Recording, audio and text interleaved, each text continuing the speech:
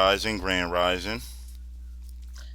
Grand Rising, everyone. Hope everyone had a great evening and a better morning.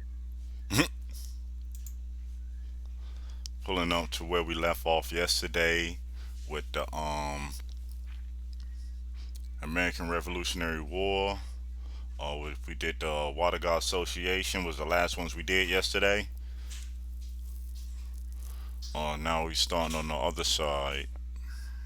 Well, we had the Oneida that we did.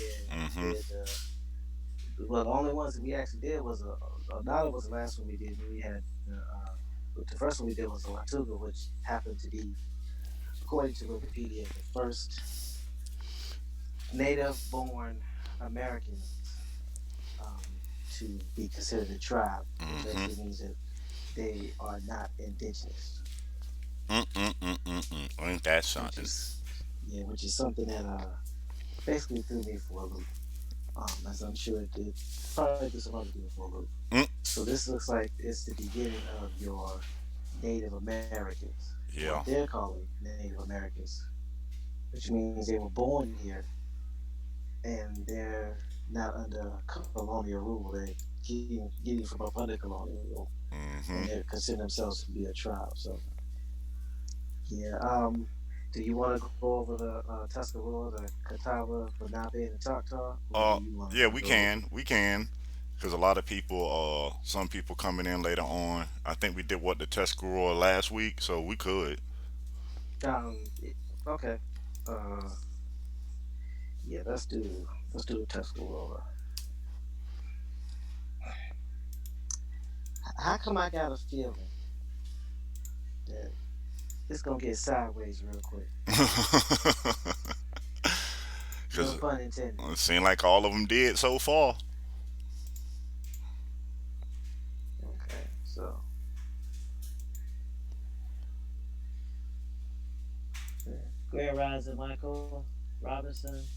Grand Rising David Corey. Peace to the chat. Anybody else that I missed? Hope everyone's doing well. So we about to take you on that journey. We're covering the Revolutionary War, which basically was a major Indian war. At Geo least that's what it Bailey. seems to me. Let's see.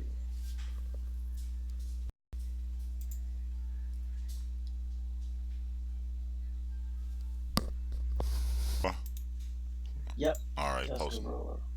All right, posted that link up in there. And I'm assuming what's in parentheses, the Scarure, they call themselves the hemp gatherers or shirt wearing people. Mm-hmm. Hmm. And with the hemp growers.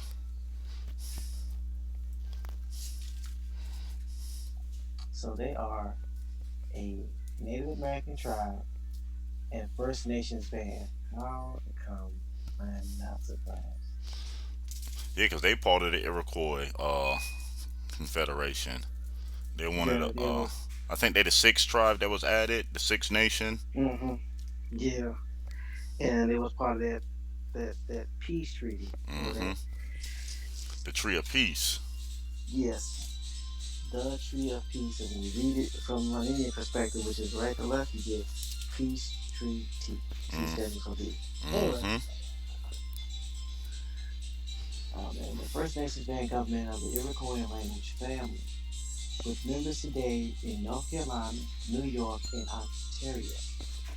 They coalesced as a people around the Great Lakes, likely about the same time as the rise of the Five Nations of the historic Iroquois Confederation. Also, Iroquois speaking and based then in present day New York. So they were in New York like the rest of the five nations. Mm-hmm. You notice like them five Well all from before that the area. arrival of the Europeans in North America, the Tuscarora had migrated south and settled in the region now known as Eastern Carolina. The most numerous indigenous people in the area, they lived along the Roanoke, Neustar, and Palamico rivers. They first encountered European explorers and settled in the colonies of North Carolina and Virginia after the 18th century wars of 1711 through 1713, known as the Tuscarora War, against English colonists and their Indian allies. Most of the surviving Tuscarora left North Carolina and migrated to Pennsylvania and New York over a period of 90 years. So I'm gonna stop right there, right quick. I think this is significant. Again, we have to take Mm-hmm. this with a grain of salt because this is only one point of view, but I'm sure we can find a lot of truth in this. Um, and it talks about well before the arrival of the Europeans. That means before the Spanish got here, Mm-hmm. before the French got here, and the English, who eventually became Great Britain. They had already this Tuscarora tribe had already migrated south to North Carolina, meaning they left where the other Iroquois speaking bands were and went south Mm-hmm. near the Roanoke, Neuse, and Tar or and Pamlico rivers. They first encountered European settlers, European explorers and settlers in the colonies of North Carolina and Virginia after the 18th century war. So this is after 1711 through 1713. So before then, they had not encountered any of the Europeans, which basically means they were out of the six bands The last or the ones. six nations. They were the last nation to encounter Europeans, which basically means that the five nations probably had a good, we say a good, at least 100 years Mm-hmm. before they came across them. Yeah. And it says, so the Tuscarora War basically means they fought against their own, I guess, like a term, brothers and sisters and cousins from the five nations. By this time, the five nations were siding with the Europeans during the Mm-hmm. Tuscarora War. Mm-hmm. That's important. That's something that we cannot overlook or sidestep. Mm-hmm. That every time we come across these wars, pay attention how you see the tribes split. Sometimes two ways, sometimes three to four ways, depending on who they're dealing with. So after that war, and after their encounters with the Europeans, they migrated north to Pennsylvania and New York. So they went back north after being south over a period of 90 years. They aligned with the Iroquois in New York because of their ancestral, linguistic, and cultural connections sponsored by the Oneida. They were accepted in 1722 as the sixth nation of the Iroquois. Now, that's interesting. This says they were sponsored by the Oneida. That means they were vouched for by the Oneida. Mm-hmm.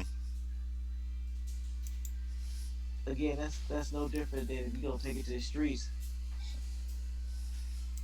You and we all in New York, part of the tribe leaves, goes to North Carolina. They basically forgotten about. They come Mm-hmm. back up north. They want to get back up, click back up. Who gonna rep you? Because you just ain't coming back up here without somebody vouching for you. Somebody's gonna take responsibility for you because that's what sponsoring means. The Mm-hmm. government sponsoring you is taking responsibility for you. That means if stuff goes sideways, they get blamed for it. Yep. That's a So sponsor. even then, they just won't accepting people without some type of sponsorship. So if that was the case with their own tribe, you know it had to be the case for Europeans. Please keep that in mind. Mm-hmm. Please do. It's no different, right? It's no different than somebody you go into somebody's neighborhood or you on a block and don't nobody know you. You just not coming up in there and just gonna sit your hind part down somewhere and think ain't nobody gonna question you or look at you sideways or even deal with you. You have to be sponsored. Somebody has to vouch for you. Somebody has to be able to give you that ability to roam in that area unfettered or Mm-hmm. untouched or without being accosted. So please remember that. So the Oneida sponsored it, and they were accepted in 1722. That means they had a council meeting. Oneida spoke on their behalf, and they were accepted as the sixth nation of the Iroquois. And this is after the American Revolution, in which they and the Oneida allied with the colonists. The Tuscarora shared reservation land with the Oneida before gaining their own. The Tuscarora Nation of New York is federally recognized. Is it then we find out that a lot of these tribes are federally recognized and they're not even saying anything about that? Mm-hmm. They always keep trying to tell you about the five civilized, five civilized. Right. But then if them five civilized are remade up of multiple other tribes, Mm-hmm. that's the next part that throws it. It's way more than five.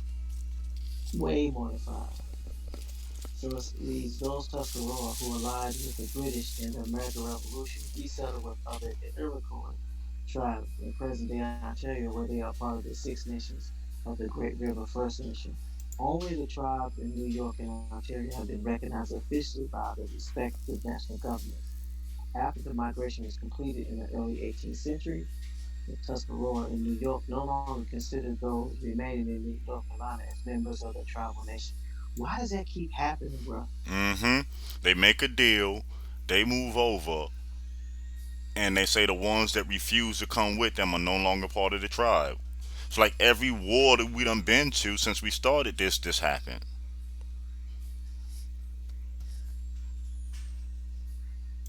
Mm-mm-mm. I'm gonna give me like 2 minutes. Got a call coming in. Mm-hmm. All right. So, since the late 20th century, some North Carolina persons claiming Tuscarora ancestry had formed bands in which they identify as Tuscarora. As of 2010, several bands of Robeson County have united on an interim basis as the Tuscarora Nation One Fire Council. Interesting.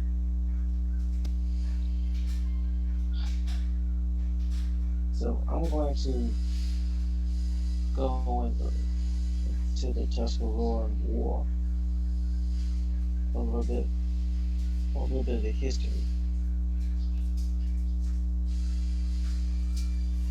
It says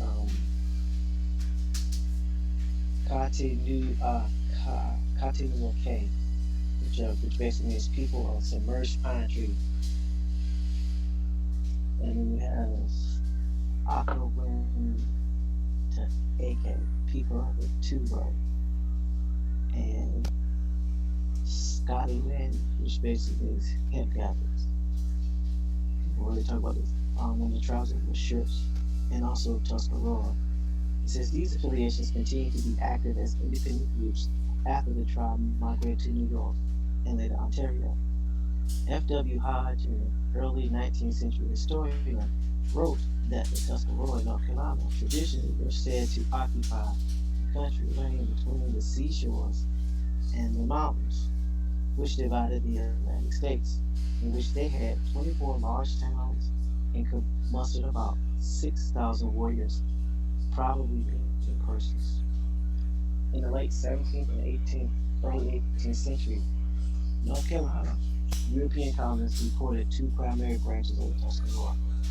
A northern group led by Chief Tom Blunt and the southern group led by Chief Hancock. Varying accounts, circa 1708 through 1710, estimated the number of Tuscarora warriors as from 12,000 to 2,000, 1,200 to 2,000. Historians estimate the total population may have been 3 to 4 times that number. Chief Blunt occupied the area around what is present-day Brady County, North Carolina, on the Roanoke River. Chief Hancock lived closer to present-day New Bern, occupying the area south of the Pamlico River. Chief Blunt became close friends with the colonial English Blunt family of the Brady region and lived peacefully. We'll read that again. It said Chief Blunt became close friends with the colonial English blood family of Bertie region and lived peaceful. By contrast, Chief Hancock had to deal with more numerous colonists encroaching on his community. They raided his village and kidnapped people to sell into slavery. The colonists transported some Tuscarora to Pennsylvania to sell into slavery. Both groups of Tuscarora suffered substantial population losses after the exposure to Eurasian infectious diseases epidemic to Europeans. Both also suffered territorial encroachment by 1711. Chief Hancock believed he had to attack the settlers to fight back. Chief Blunt did not join him in that war, so there's another split. You had two chiefs, brother and sister tribes, both being affected.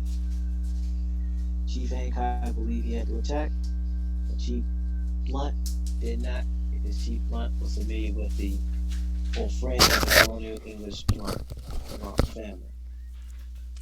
Now it's interesting that when I'm Chief back. Blunt, since the Chief Blunt was close to the English Blunt family, the only thing that separated these two last names is an O. So I don't know if they took on, if he took on his name, or if that was some sort of coincidence, or it was because they were married into each other's family. But I'm reading a little bit of the history of the Tuscaroras.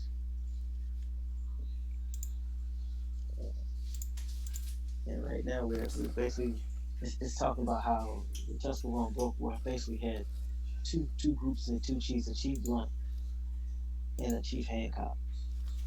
And after both of them had been encroached on by the Europeans, Chief Hancock decided to attack What's while he Chief drinking? Blunt did not. Drinking. Um, and it reads that the Southern Tuscarora collaborated with Pamlico, the Corpicine, the Corte, and the Mala and Machipungo nations to attack the settlers in a wide range of locations with a short time period. Their principal targets were against the planters of the Roanoke, Neuse, and Trent rivers, as well as the city of Bath. They attacked on September 22nd, 1711, beginning the Tuscarora War. The Allied Indian tribes killed hundreds of settlers, including several key political figures among the colonists. Governor Edward Hyde called out the North Carolina militia and secured the assistance of the South Carolina, which provided 600 militia and 360 allied Native Americans commanded by Colonel Barnwell. So that means during this war, you had over 360 Native Americans that was under the command of Colonel John Barnwell. In 1712, this force attacked the southern Tuscarora and other nations in Craven County at Fort Nahuntus on the banks of Neuse River. The Tuscarora were defeated with great slaughter. More than 300 were killed and 100 made prisoners. The governor offered Chief Blunt leadership to the entire Tuscarora nation if he would assist in defeating Chief Hancock. Blunt succeeded in capturing Hancock, who was tried and executed by North Carolina officials.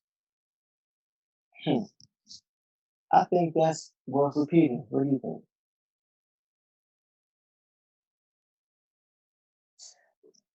It reads, Governor, the governor offered Chief Blunt, who was friends and family with the colonist Blount family, which was spelled Blount. Chief Blunt is spelled Blunt. They were already friends before this happened. So Yeah. the governor offered Chief Blunt leadership of the entire Tuscarora nation because at one particular time they had split. Mm-hmm.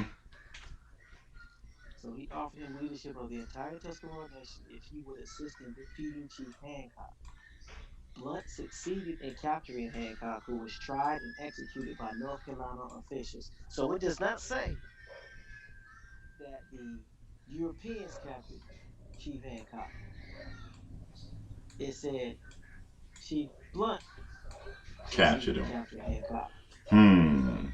Some Which Indians to basically catch some means Indians. you cannot come into somebody's hood Uh huh. and capture somebody if you Uh. don't know where to find them.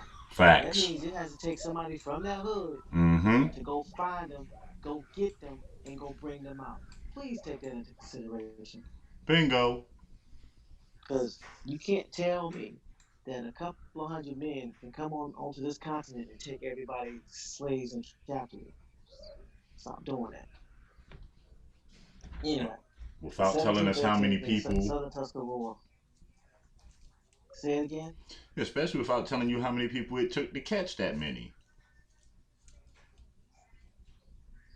In 1713, the Southern Tuscarora were defeated at their North Meoheroka, formerly spelled Meheruka, with 900 killed or captured in the battle. After the defeat in the Battle of 1713, about 1,500 Tuscarora fled north to New York to join the Iroquois Confederacy, Mm. while as many as 1,500 additional Tuscaroras sought refuge in the colony of Virginia. Hmm. So they splitting up Think again. about this.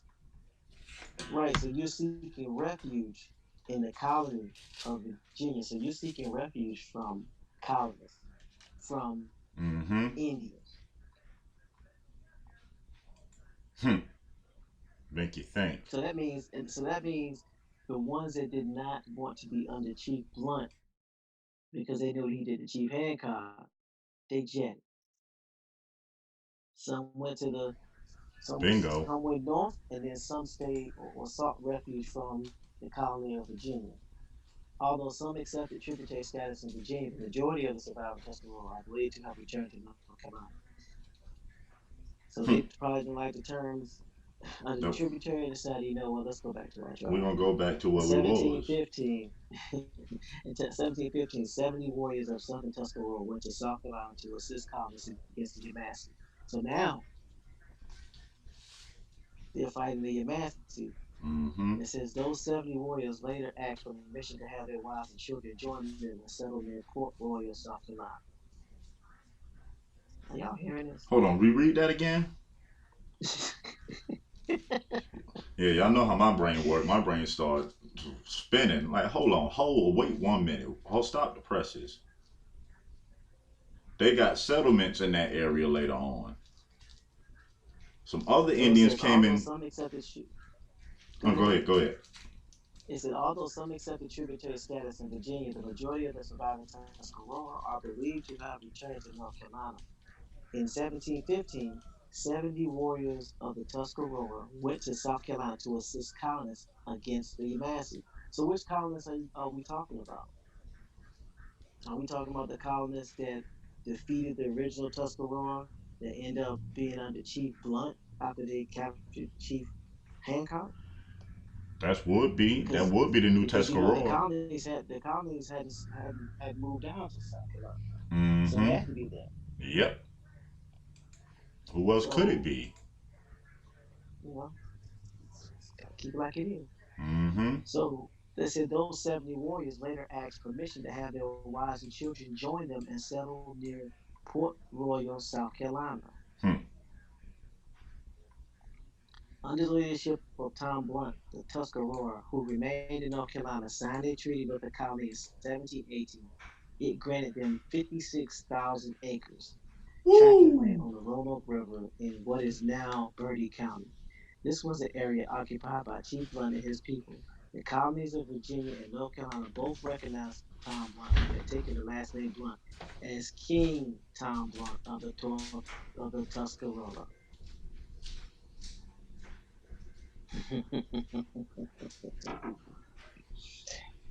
Anybody hearing this? Again, take it with a grain of salt. This is just one perspective, but it's something you cannot ignore. So he was recognized as a king by the colonists, and he was recognized by the chief of the Tuscarora, which were once split because there were two chiefs, Chief Blunt and Chief Hancock. Both colonies agreed to consider as friendly only those Tuscarora who accepted Blunt's leadership. So not only was he in charge of the Tuscaroras, but he had the backing of the colonists. And you would only be considered friendly, or you would only be considered a Tuscarora if you accepted Blunt's leadership. Talk about peer pressure. The remaining southern Tuscarora were forced to remove from their villages of the Pamlico River and relocate to the villages of Fauntleroy and Rissuski in Bertie County. In 1722, the Bertie County Reservation, which would officially become known as Indian Woods, was chartered by the colony. Basically, these Indians are getting pushed out. Mm-hmm. If you're not with them, you're getting pushed out. And it's basically roll with us or get rolled over. Mm-hmm. As colonial settlements surrounded Indian Woods, the Tuscaroras suffered discrimination and other acts. They were overcharged or denied use of ferries, restricted in hunting, and cheated in trade. Their timber was illegally logged, and their lands were continuously encroached upon by herders and squatters. Hmm. Sounds familiar? Hmm. Over the next several decades, the colonial government continually reduced the Tuscarora tract, forcing cessions of land to the encroaching settlers. They sold off portions of the land in deals often designed to take advantage of the Tuscarora. Many Tuscarora were not satisfied with the leadership of Tom Blunt and decided to leave the reservation. So this basically was done up under his watch. He was letting it happen. Mm-hmm. So that means he was getting some kickback by screwing his own people over, because he was not only a chief, but he was also a king. Mm-hmm. And In you can see. 1722, 300 fighting men, along with their wives, children, and the elderly, resided at Indian Woods. By 1731, there were 200 warriors. In 1755, there were 100, with a total population at Indian Woods of 301. When in 1752, Moravian missionaries visited the reservation, they had noted many had gone north to live on the Susquehanna, and that others are scattered as the wind scatters smoke. This refers to the Tuscarora migrating to central western New York to live with the Oneida and other Iroquois nations. So they had to be taken in by other nations. Like we said Keep going, before, Moon. you see a lot of these tribes being absorbed by other tribes. Exactly, And it would because make they're being sense. pushed out. Yeah, it would Mm-hmm. make sense if you got pushed out, your tribe got broken up, now your numbers are too low. You would join another tribe for protection, Yeah. shelter, resources, security. I mean, that's only human condition to do that. Especially at this time, if you're seeing all these people fighting, people stealing land, taking resources, yeah, you're gonna try to team up with somebody that you can get protection from. Dang, that sound like the mob. Right. I know, right? The mob with using our own people as hitmen Mm-hmm. and or women. 1763 and 1766, traditional Tuscarora migrated north to settle with other Iroquois peoples in northern and western Pennsylvania, where the Susquehannock and Erie people both had territory. In New York, by 1767, only 104 persons were residing on the reservation in Bertie County. In 1804, the last band to leave North Carolina went to New York. By then, only 10 to 20 old families remained at Indian Woods. In 1802, the last Indian Woods Tuscarora negotiated a treaty with the United States by which land would be held for them that they could lease. As the government never ratified the treaty, the North Carolina Tuscarora viewed the treaty as null and void. In 1831, the Indian Woods Tuscarora sold the remaining rights to their lands. By this point, their 56,000 acres had been reduced to 2,000 acres. Although without a reservation, some Tuscarora descendants remained in the southern regions of the state. Remember, there's always remnants, always. Mm-hmm. Although, okay, I read that, they intermarried with other residents. Hmm. What residents are they talking about? Did There's they only one intermarry? other resident. 1971, the Tuscarora and Robeson counties sought to get an accounting of their lands and rents due them under the unratified Treaty of 1803. And at least three bands have organized in Robeson County. In 2010, they united as one group. So, just another example of what's going on. It's a Yeah, microcosm of everything that has happened, everything that's still happening, and why we're still in the situation that we're in today. yeah, because I was highlighting one part of the article where it says during the War of 1812 and the British attack on Lewiston, New York on December 19th, 1813, a band of Tuscarora living in a village on an encampment just above the town fought to save Americans fleeing the invasion force.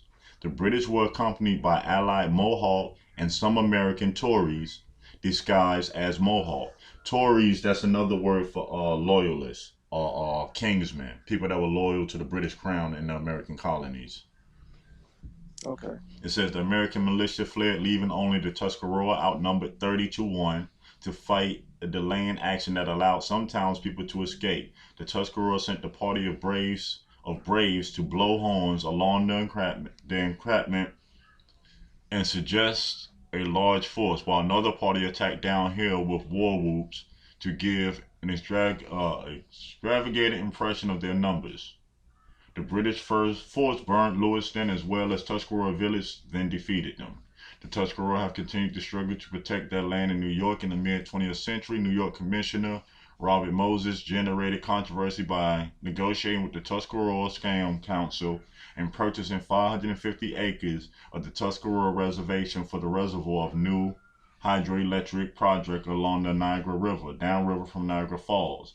At the time of the first power generation in February 1962, it was the largest project in the world. The plant continues to generate cheap electricity for households located from Niagara area to as far away as New York City. And what made it interesting, that part of the article interesting to me, 1962, they still taking Indian lands. I wonder if we looked at a lot of these power plants that's by these hydro dams, I wonder who that land actually belonged to. That's why it was interesting to me. It's very interesting. It's very appropriate. Again, it goes to show you that this timeline is a lot closer to our present day than it is further away. Mm-hmm. 1962 we talking about. Wow.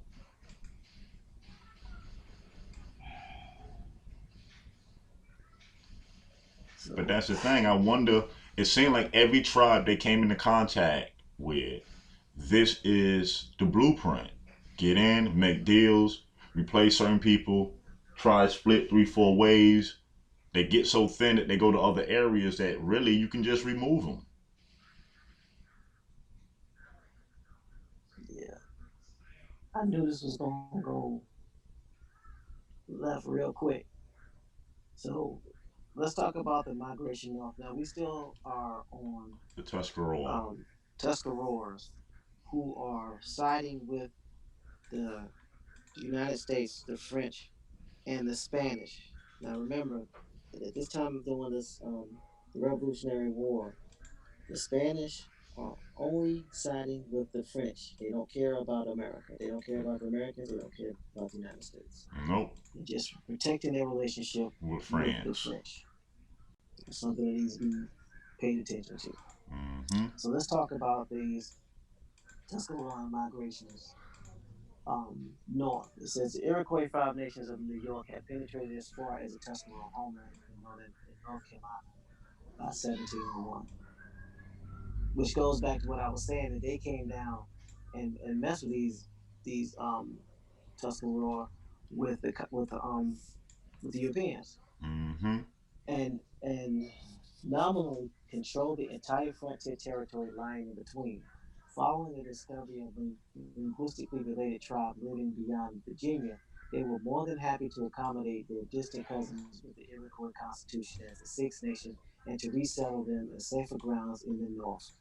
Iroquois Constitution. Why does that sound so familiar? Hmm. Further proof that they had their own documentation before the Europeans got here. On agreements and deals on how they were going to conduct business. If you remember, the United States got its constitution from the Dun dun Iroquois. It's written dun. in Algonquin. And was the Micmac the birth of the language that everybody speak? Hmm. So the Iroquois had driven tribes of rival Indians out of western New York to South Carolina during the Beaver Wars, several decades earlier, not far from where Tuscarora resided. So they had basically kicked them out, and then they rejoined them. So it seems like the But Tuscarora this the was the thing. Did they rejoin the ones that rejoined? Are they the ones that sided with them that rejoined? The ones that wanted to go along with the deal that rejoined? Because I don't had to. think, yeah, I don't think the ones that want nothing to do with it will rejoin. I could be wrong, but I can only speak from my No, own experience. they'll be like somebody coming up to you or me and being like, join us. No, it's not happening. No, Mm. no.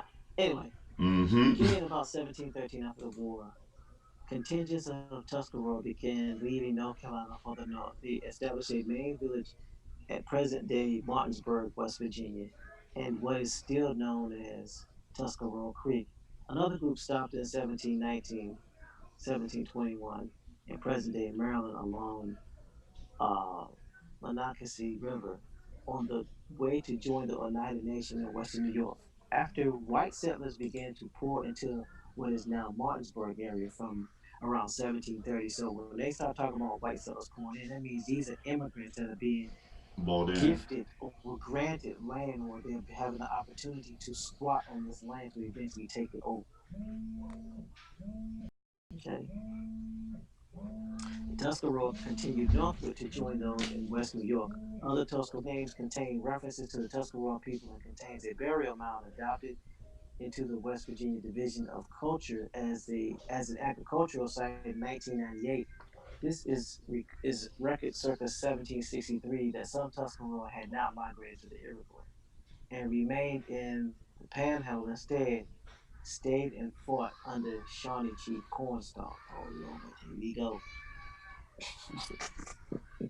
All this splitting, dividing, separating.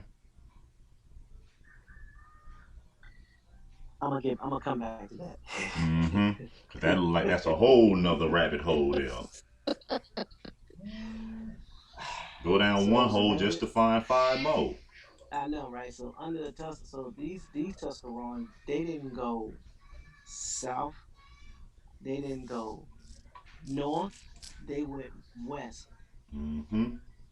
and then they stayed and fought under Shawnee Chief Cornstalk. So during the American Revolutionary War, part of the Tuscarora and United Nations in New York allied with the rebel colonists. Most of the warriors of the other four Iroquois nations supported Great Britain, and many participated in battles throughout New York. They were the main forces that attacked the frontier settlers on central Mohawk and Cherry Valleys. Late in the war, the pro-British Tuscarora followed Chief Joseph Brant of the Mohawk. Other British allied tribes and loyalists north to Ontario, then called Upper Canada by British. They were part of an establishing reserve of the Six Nations of Grand River First Nation in what became Ontario, Canada.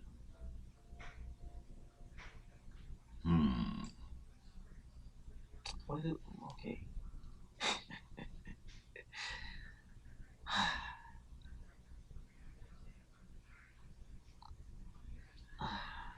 And We're not gonna to have to forget go south. also that the Iroquois at this time already had 100 something years of dealing with the French and Spanish Exactly.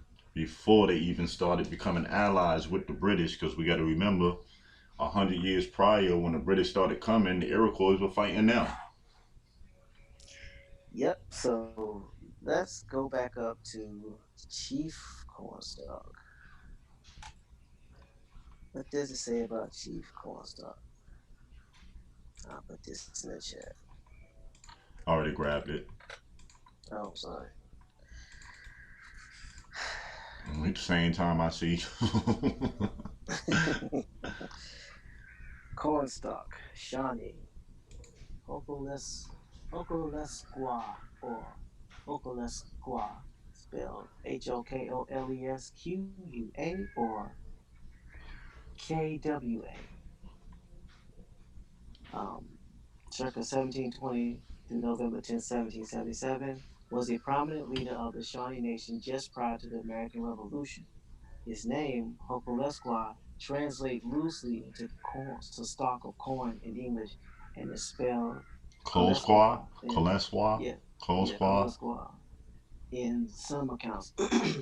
He was also known as Kiatukwa or Wanipes Wanipuschiska. Cornstalk opposed European settlement west of Ohio River in his youth, but he later became an advocate for peace after the Battle of Point Pleasant. His murder by American militiamen at Fort Randolph during a diplomatic visit in northern November 1777 outraged both American Indians and Virginians.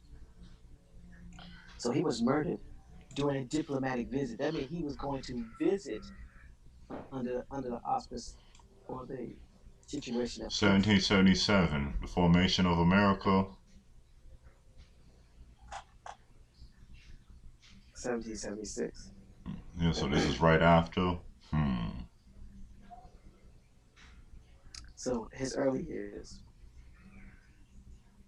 historians believe he may have been born in present day Pennsylvania and moved to the Ohio country near present day Chillicothe with his sister Non Helena. When the Shawnee fell back before expanding, white settlement stories tell of Cornstalk's participation in the French and Indian War. Why am I not surprised? Though these are probably apocryphal. His alleged participation in Pontiac's rebellion is also unverified, although he did take part in the peace negotiations. So why would he take part in peace negotiations if he wasn't part of the Pontiac's rebellion? Anyway, Cornstalk played a central role in Dunmore's War in 1774 after the 1760s. Hold on. He played a central role in Dunmore's War in 1774. After the 1768 Treaty of Fort Stanwix, settlers and land speculators moved in the land south of the Ohio River in present-day West Virginia and Kentucky. Although the Iroquois had agreed to cede the land, the Shawnee and others had not been present at the Fort Stanwix negotiation. Does that not sound familiar? Mm-hmm. Like every other deal we don't read about before. Somebody making a deal, but the party that actually own it, no place to be found. Hmm. Right, it says they still claim this area as their hunting grounds. Clashes soon took place over this. Cornstalk tried unsuccessfully to prevent escalation of the hostilities. Attempting to block a Virginia invasion of Ohio country, Cornstalk led a force of Shawnee and Mingo warriors at the Battle of Point Pleasant. His attack, although ferociously made, was beaten back by the Virginians. Cornstalk retreated and would reluctantly accept the Ohio River as the boundary of the Shawnee lands in the Treaty of Camp Charlotte. All these damn treaties. Hmm. Cornstalk's commanding presence often impressed American colonists. A Virginia colonel, Colonel Benjamin Wilson, wrote of Cornstalk's speech to Lord Dunmore at Camp Charlotte in 1774. I have heard the first orators in Virginia, Patrick Henry and Richard Henry Lee, but never have I heard one whose powers of deliverance surpassed those of Cornstalk on that occasion. Hold on. So they were speaking a common language. Yeah. Or they're delivering speeches and stuff in front of people and everybody's understanding. So shall we look at the Treaty of Camp Charlotte? Why not?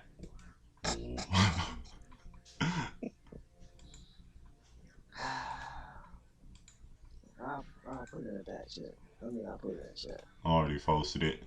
Okay. Yeah, I had a feeling we were going there. Treaty of Camp Charlotte. Dunmore and Lewis advanced from their prospective points in Ohio to within 8 miles of the Shawnee town at Pickaway Plains, present Pickaway County, Ohio. On the Scioto, here they erected the temporary Camp Charlotte of Seabolt Creek and met with Cornstalk to begin peace negotiations. By the terms of the Treaty of Camp Charlotte, 19 October 1774, the Shawnee agreed to cease hunting south of Ohio and to discontinue harassment of travelers on the river. Although Chief Logan said he would cease fighting, he would not attend the formal peace talks. It was here that an agent of Chief Logan, possibly Simon Girty, recited a speech by Logan, which became one of the most famous speeches in Indian and Ohio history, dubbed Logan's Lament. After the Mingo refused to accept the terms, Major William Crawford attacked their at village of Seacook, Salt Lake Town, near present Steubenville, Ohio. His forces of 240 men destroyed the village.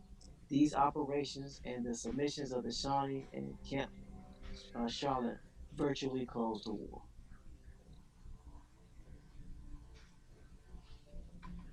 Mm-mm-mm. Yeah, I just posted Logan's lament in there. It says Logan was not at the Battle of Point Pleasant, October 10th, 1774, the only major battle of Dunmore's War. Following the battle, Dunmore's army marched into Ohio country and compelled the Ohio Indians to agree to a peace treaty. According to tradition, Logan refused to attend the negotiations and instead made a speech that became legendary. Here's his speech to say, I appeal to any white man to say, if ever he entered Logan's cabin hungry, and he gave him not meat, if ever he came cold and naked, and he clothed him not. During the course of the last long and bloody war, Logan remained idle in his cabin, and advocated for peace. Such was my love for whites that my countrymen pointed as they passed, and said, Logan is the friend of the white man. I have even thought to live with you, but for the injuries of one man. Colonel Krebs, the last spring, in cold blood and unprovoked, murdered all the relations of Logan, not sparing even my women and children. There runs not a drop of my blood in the veins of any living creature. This has called on me for revenge. I have sought it. I have killed many. I have fully guarded my vengeance for my country. I rejoice at the beams of peace, but do not harbor a thought that mine is the joy of fear. Logan never felt fear. He would not turn on his heels to save his life. Who is there to mourn for Logan? Not one. The speech was printed in the colonial newspaper, and in 1782, Thomas Jefferson reprinted it in his book Notes on the State of Virginia. The American elm tree in Pickaway County, Ohio, under which Logan was said to have given the speech, became known as Logan's Elm. It grew to the size before dying in 1964. Was this Naka speaking in third person and being called an Uncle Tom? I'm just asking. That's what it sounds like. It goes on Logan's letter to Captain Creeps. What did you kill my people on Yellow Creek for? The white people killed my kin at Conestoga a great while ago, and I thought nothing of that. But you killed my kin again on Yellow Creek and took my cousin prisoner. Then I thought I must kill too, and I have been 3 times to war since. But the Indian is not angry, only myself. Dang. Hmm. Basically, if you understand his letter, what he was saying, that he didn't have no problem with the colonizers. But the colonizers, they weren't content with that.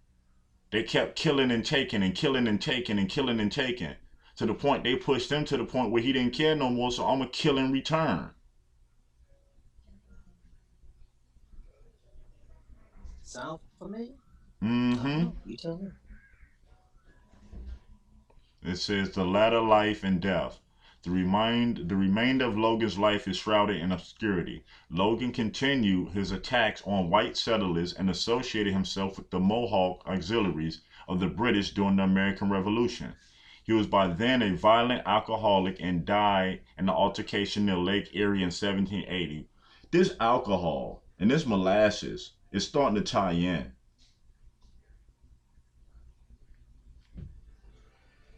Yeah, I'm starting to see that. It's like they were being. It was given as a gift, and they were as a encouraged to gift. drink it. Right. It Mm-hmm. was encouraged. It seems that it was encouraged to drink a lot of it, and then they would become addicted to the feeling of it. Mm-hmm. Because obviously, it appears that they were used to smoking hemp, meaning the traveler, but they were not Mm-hmm. used to drinking alcohol. Mm-hmm. And the alcohol was what they were using to get these people addicted, so they can actually control it. Facts. Which is the reason why they had to. Which is the reason why the molasses tax was so important, because it seems like molasses was not something that was grown in the states. Molasses was grown on the islands. On the islands, yeah. The majority of your sugar plantations were on the islands in the beginning until later on they started getting a lot of them on the mainland. But that's later on. But doesn't that remind you of what happened in the inner cities once they moved everybody to projects? They flooded the area with drugs, and then they put posted the drug dealers so they can control Mm-hmm. the communities. Mm-hmm. Like wow. Wow.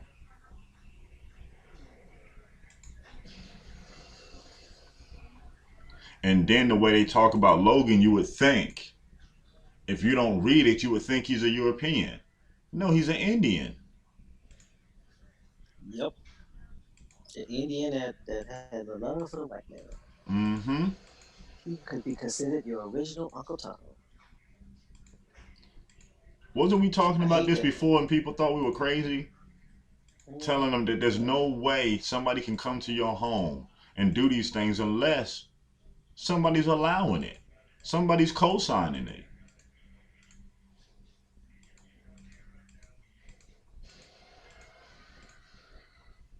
That's what it sounds like to me. That's what it looks like. Again, take it with a grain of salt, but there's got to be an ounce. There's got to be some truth in this. There was some truth in every lie that was told. Mm-hmm. So there's apparently enough truth for you to actually go out and do the research. And when you tie into your tribes, and when you tie into your people, you will be able to find the real stories. Be able to get Mm-hmm. the extracted truth from what is told from the colonizer's point of view. Just a thought. Yep. Start finding the parts that link up. Yes, but now I understand why he didn't want to go there. He like y'all done killed all my tribesmen, kidnapped my cousin, killed my wife and children. I'm not coming to your peace treaty. I'm not giving you nothing.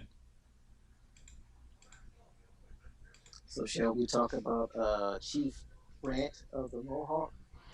Yeah, might as well start. I'm like, what else can we gonna find?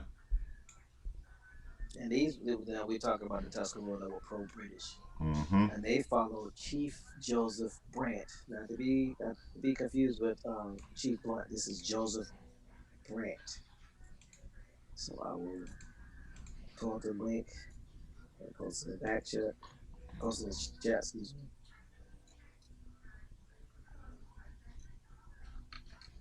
Now, why does his picture look like that, or his pose look like that of Napoleon?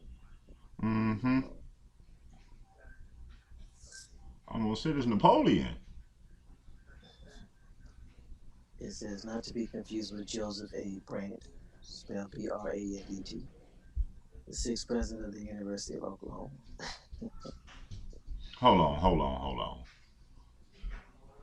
Never mind. Not gonna give myself no headache. Nah, it's still early. All right, so Thayendan Nigia, Thayendan Nigia, or Joseph Brant, which is the name that the colonizers gave him. So his name was Thayendan Nigia, but they called him Joseph Brant. Where they got Joseph Brant from Thayendan Nigia, I will never know.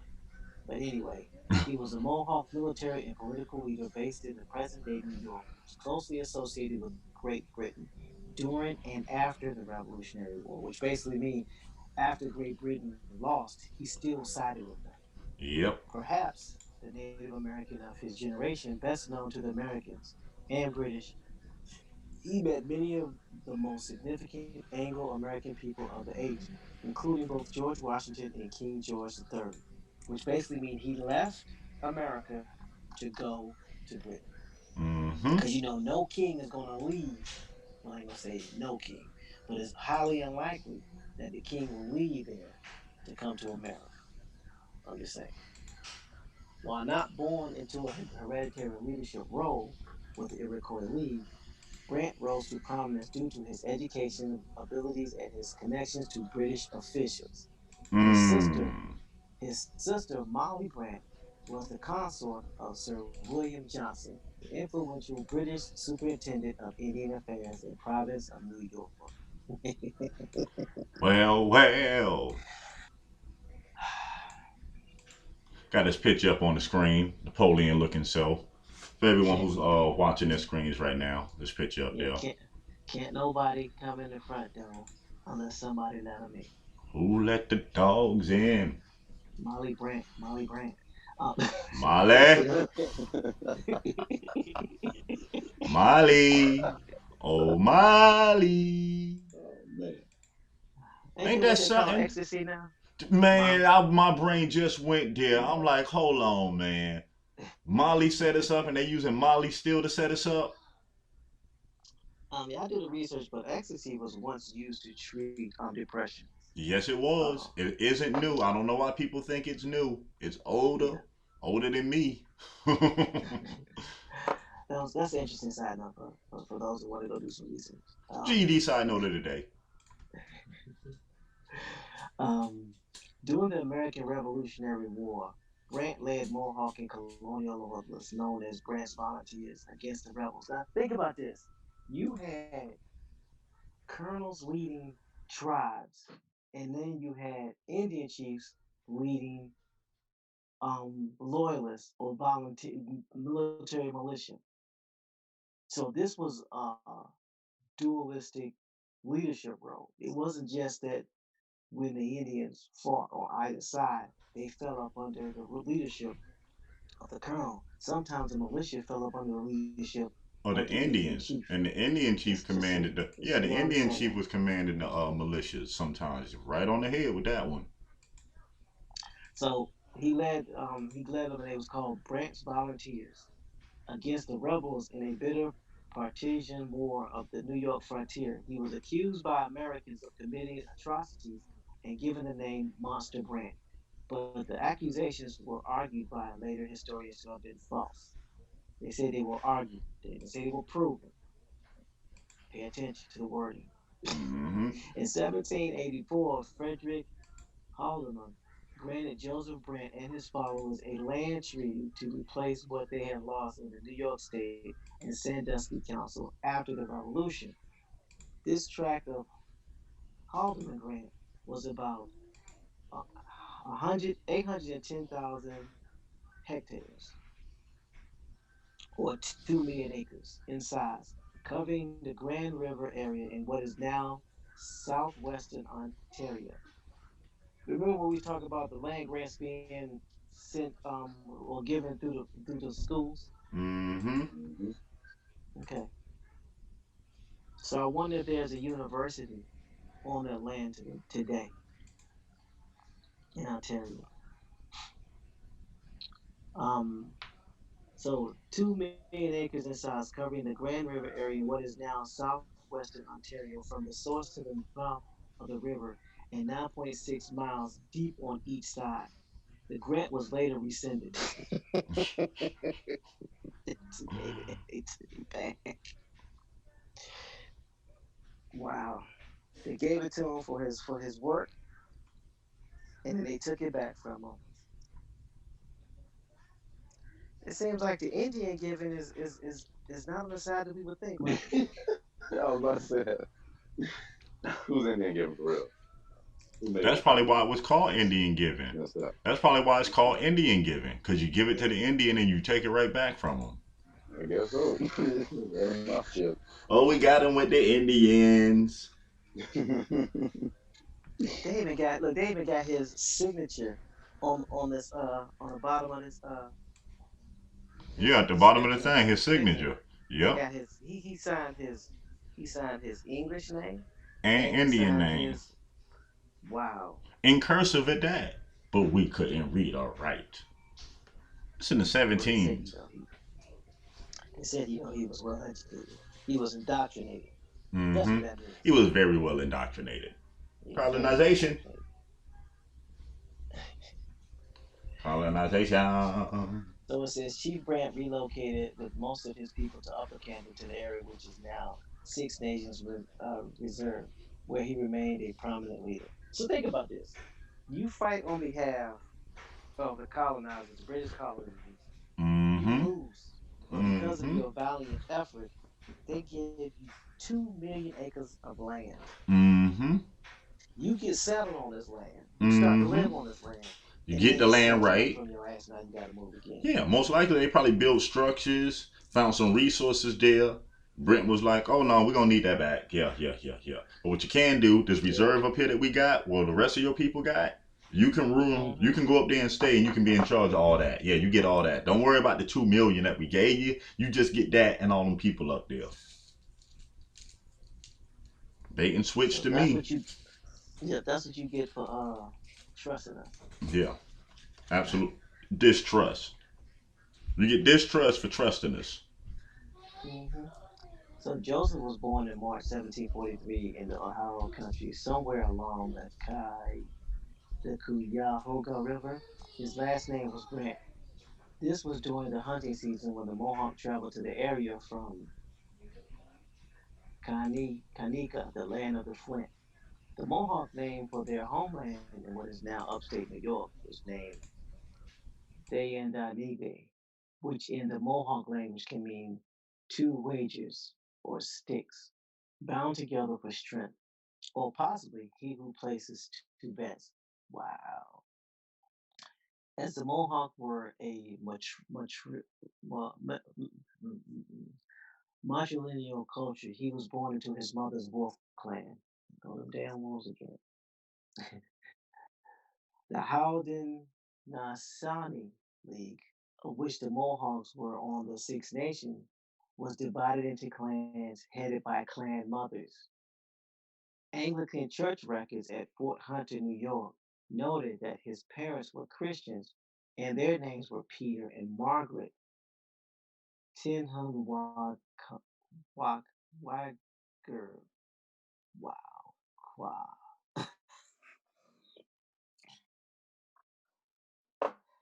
Tihan Wag Quan Giran Qua. His father died when Joseph was born. One of Brant's friends in later life, John Norton, wrote that Brant's parents were not born Iroquois, but were rather Hurons taken captive by the Iroquois as a young people. The Canadian historian James Paxton wrote this claim was plausible but impossible to verify, going on to write that this issue is really meaningless as the Iroquois considered anybody raised as the Iroquois to be Iroquois, drawing no line between those born Iroquois and those adopted as Iroquois. And if you think about it, that's something that the colonizers took advantage of as they started to come in and intermingle with this tribe. After his father's death, his mother Margaret Owanda, that sounds like a sister name though, Owanda, the niece of Tia Guerrera, Kanagwa, Kanawaga, Sachem. Say what? No, I'm being funny. T and Tamara. How you said the I name? know, right? Yeah. Kanawaga Sachem returned to the province of New York from Ohio with Joseph and his sister Mary, also known as Molly. There she Molly go. Brant may actually been Brant's half sister. I'm sorry, go ahead. No, I'm talking about Molly.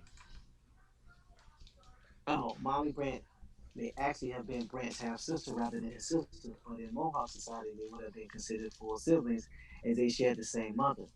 Mm. Because remember, his father died when he Ah, was born. That means she married somebody else. else, and that's how they got in.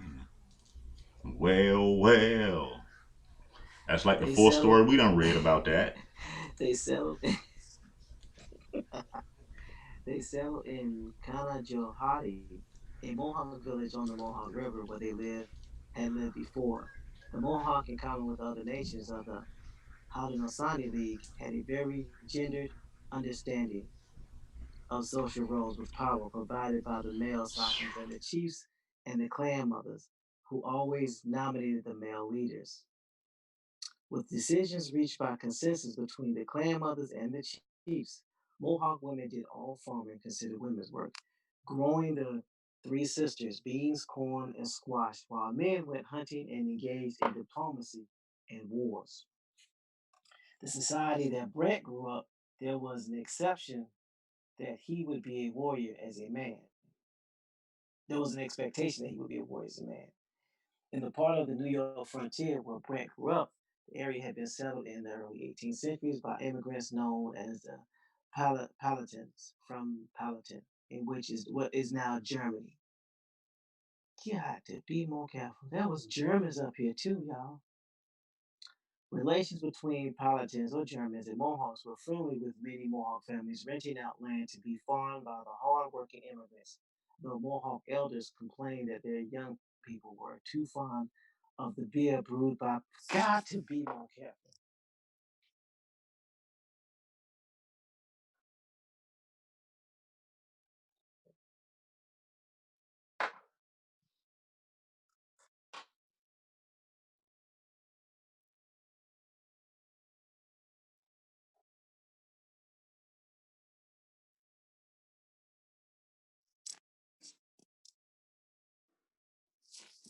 And they probably would call the Germans by us because they were making people sick.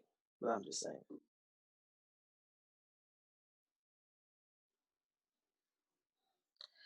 Wow. So I'm gonna read this part again, just for those who may have missed it, because we was talking about molasses. So you have the British with the molasses for the rum, right? Yep. And Mm-hmm. now you have the Germans or the Palatins with the beer. Yep.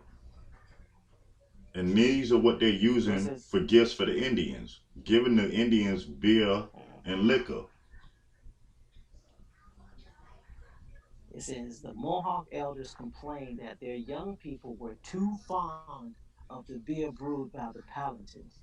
And Brent grew up in a multicultural world surrounded by people speaking Mohawk, German, and English. Na. Here we go. Paxton Paxton wrote that Brent self-identified as Self-identified.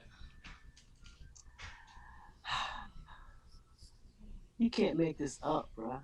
Again, take it with a grain of salt, but I'm sure there's got to be some truth behind all of this.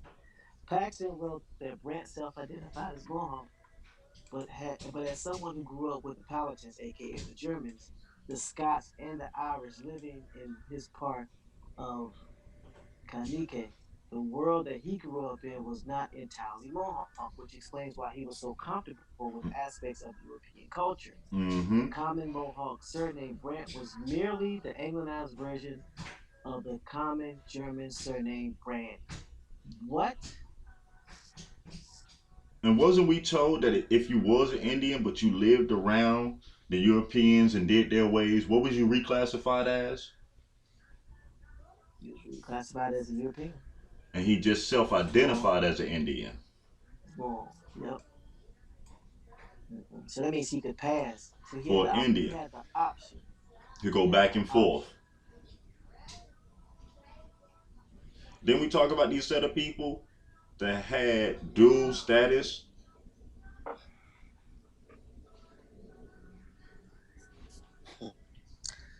So I'm gonna go on and read. Margaret was a successful businesswoman. So we already know Margaret was melanated because white women didn't have any rights, especially in the 1700s. But I Mm-hmm. digress. Margaret was a successful businesswoman who collected and sold ginseng, which was greatly valued for its medicinal qualities in Europe, selling the plant to New York merchants who shipped it to London. Through her involvement in the ginseng trade, Margaret first met William Johnson, a merchant fur trader and land speculator from Ireland, who was much respected by the Mohawk for his honesty, being given the name Waragagi, Waragagi, he who does much business, and who lived in a mansion known as Fort Johnson by the banks of the Mohawk River. Johnson, who was fluent in Mohawk. Johnson, who was fluent in Mohawk, who lived with the two Mohawk women in succession in his country. Are you serious? Man, this is Johnson, I who done was read fluent a in couple of Mohawk, stories. who hold on. Johnson, who was fluent in Mohawk and who lived with two Mohawk women in succession as his common law wives, had much influence in Kaneaka. Among the white population, the Butler and Kroger families were close to Johnson, while the influential Mohawk families of Hill, Peters, and Brant were also his friends. Johnson's Mohawk wife, Carolyn, was the niece of the King Hendrik, who visited London to meet Queen Anne in 1710. I'm going to read that again. Johnson's Mohawk wife, Carolyn, was the niece of King Hendrik, who visited London to meet Queen Anne.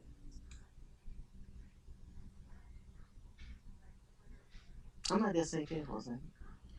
And the fort Hendrik was named Peters, after as her. the British called the Modern, site. the modern, Mm-hmm. what's that? Ticonderoga, New York. Fort Call, yeah, named after her. Hendrik Peters, as British called the Sachem, the Yanquin, was not a king, but he was a powerful man in the Mohawk community. In 1752, Margaret began living with Brant Kanagaradunka, or Kanagaradunqua, a Mohawk Sachem, and in March 1753 bore him a son named Jacob, which greatly offended the local Church of England. Wow. Minister, the Reverend John Ogilvy, when he discovered that they were not married.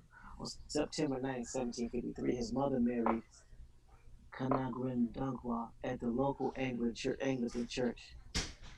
Kanagrindunkwa was also a successful businessman living in a two-story European-style house with all the luxuries that would be expected in a middle-class English household of the period. Her new husband's family had ties with the British. His grandfather, Sagayinda Wortham, Old Smoke, was one of the four Mohawk kings to visit England in 1710. Are y'all listening to this? Mm-hmm.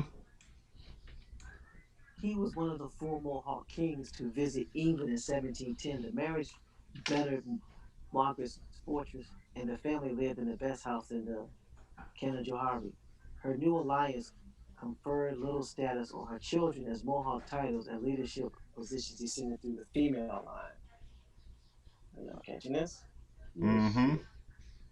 Kanagara Duncan was a friend of William Johnson, the influential and wealthy British superintendent for northern Indian affairs who had been knighted for his services. During Johnson's frequent visits to Mohawk, he always stayed in Brant's house. Brant's half sister Molly established a relationship with Johnson, who was a highly successful trader and landowner. His mansion, Johnson Home, impressed the young Brant so much that he decided to stay with Molly and Johnson. Johnson took an interest in youth and supported his English style education, as well as introducing him to influential readers in the New York Common. Brant was described as a teenager as an easygoing and affable man who spent his days wandering around the countryside and fortress with his circle of friends, hunting and fishing. During his hunting and fishing expeditions, which lasted for days and sometimes weeks, Brant often stopped by the homes of Powhatan and Scottish settlers to ask for food, refreshment, and to talk. And remember, what was some of the elders' biggest problems with the youth? They were too fond of the beer that these Germans had made.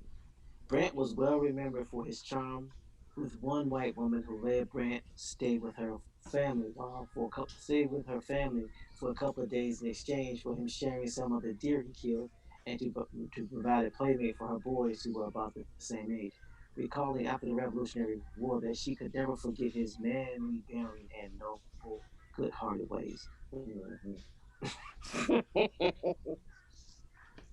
Yeah, she was Push. mean. Yeah, no. Stick around. Just stick around. Yeah. 1753 relationships between the League and the British had become badly strained as land speculators from New York began to seize land belonging to the Iroquois, led by Chief Dayangoan. Dayanguin.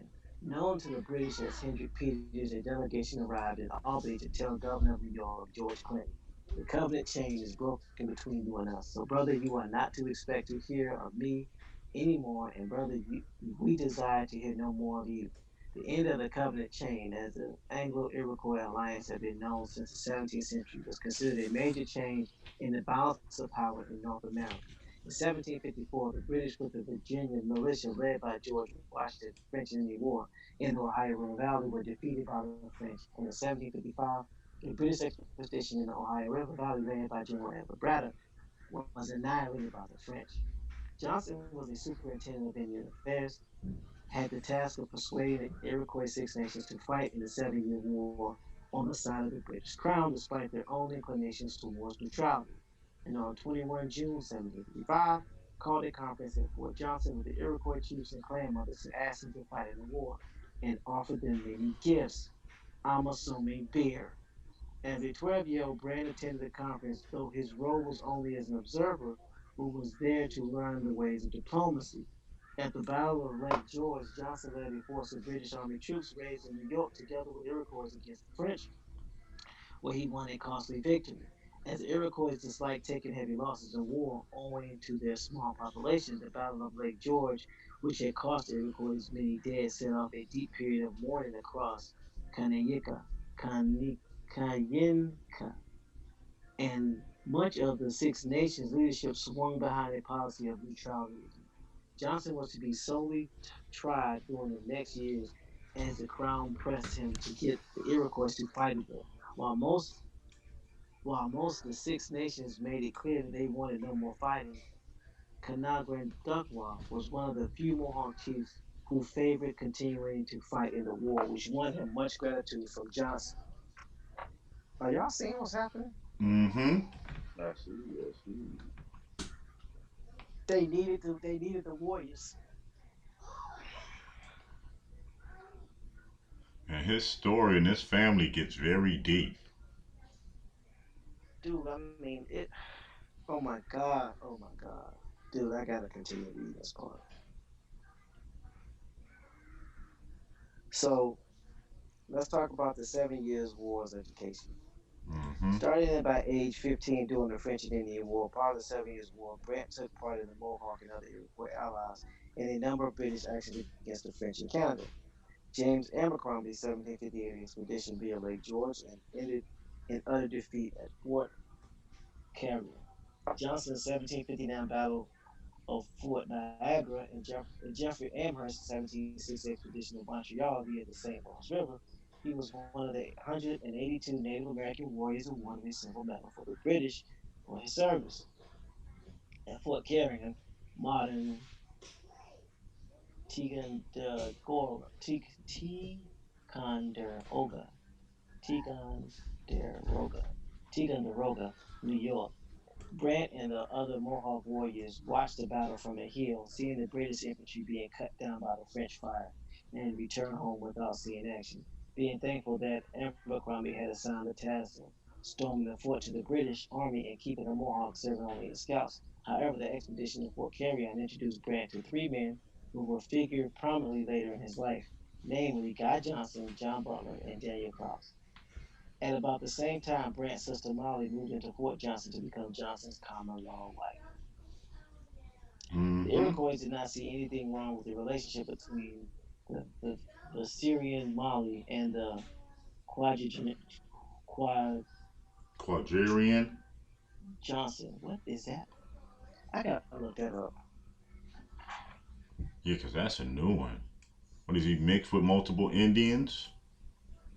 I don't know, but they put it there for a reason. So let's look up. Let's look up what this A person Vicey. who is from 40 to 49 years old. So Johnson was from 40 to 49 years old. And So the what's this? Victorian person is a person whose age is between 20 and 29 years, exclusive Okay. someone in his or her 20s, someone in his or her third decade. So he was in his 40s, she was in her 20s. Okay. And shortly before moving into Fort Johnson, Molly gave birth to a son, Peter Warren Johnson, the first of 8 children she was to have. by Sir William. So we know she wasn't raped. Golden Moon funny. He says he Mm, looked like hurry up and take the picture. Hated it. mm. Medical film looking. Golden Moon, you are nut. But you know what's also Okay. funny about that? Mm-hmm. His picture was commissioned 8 times to be done by 8 artists, and everyone is different. Mm-mm-mm. Cause the picture that's showing now, the statue they did for him right after the war is a bald headed, melanated looking dude. Don't look nothing like the picture that's on screen. Wow. Yeah, if you scroll down to the bottom of the article that we read, you'll see the statue. It's on the right hand side. Wow. During the siege of Fort Niagara, Brant served as a scout and together with a force of British Army soldiers, New York militiamen, and other Iroquois warriors took in an ambush of a French relief force at the Battle of La Belle Famille, which may have been the first time that Brant saw action. The French force, while marching through the forest towards Fort Niagara, were annihilated during the ambush, and on July 25th, 1759, Fort Niagara surrendered. In 1760, Brant joined the expeditionary force under General Jeffrey Amherst, which left Fort Oswego on 11 August with the goal of taking Montreal. After taking Fort Louis, uh, Levis on St. Lawrence, Amherst refused to allow the Indians to enter the fort, fearing that they would massacre the French prisoners in order to take scalps, which accused the majority of the Six Nation warriors to go home as they wanted to join the British in plundering the fort. Wow. So they didn't even get the victory of the spoils. Mm-mm. Brent stayed on and in September 1760 helped take Montreal. Brent was able to stay on. Go figure. Mm-hmm. And this is the part that we really gonna this starts to make a lot of sense now. In 1761, Johnson arranged for three Mohawk, including Brent, to be educated in Eleazar Wheelock's Moore's Indian Charity School in Connecticut. What's the name of it again? Moore's Indian Charity School in Connecticut. Oh, okay. This is the this is the forerunner of Dartmouth College, which was later established in New Hampshire. Grant studied under the guidance of Wheelock, who wrote that this youth was a sprightly genius, a manly and gentle deportment, and of a modest, courteous, and benevolent temper. Quick history on the Moores Charity School.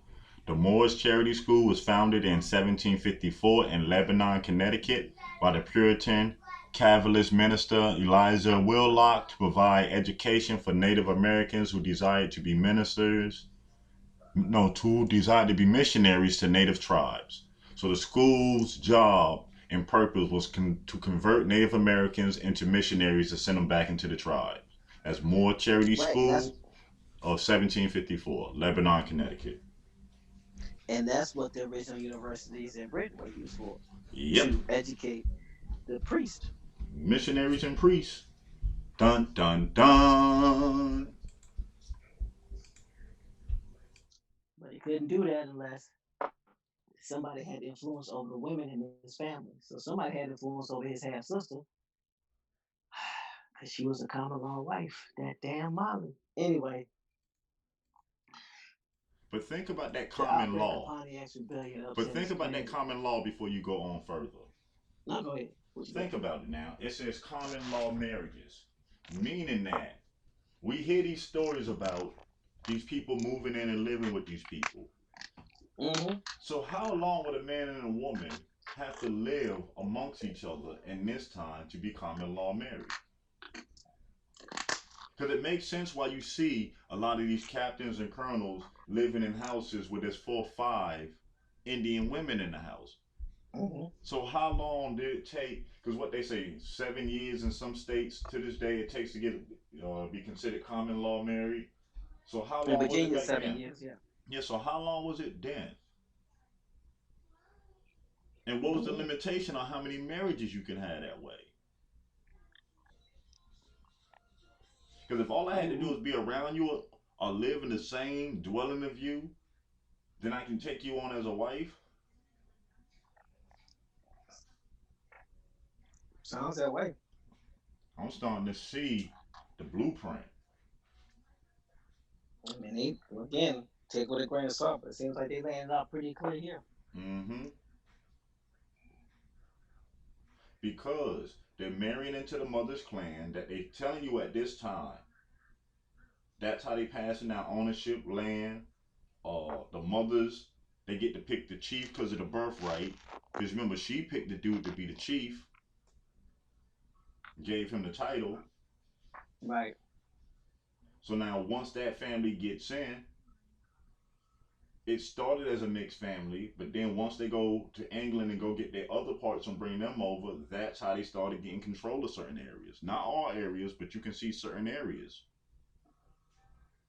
And also too, that would subscribe to why tribes today say that you have to go through your mother's lineage because they're used to dealing with a lot of mulattoes who only have Indian on their mother's side, Uh-huh. whereas we have it on both our sides, so it doesn't matter which side you go through. Mm-hmm. So the outbreak of Pontiac's rebellion upset his plans, and Brant returned home to avoid hostility toward Native Americans. After Pontiac's rebellion, Johnson did not think it safe for Brant to return to King's College.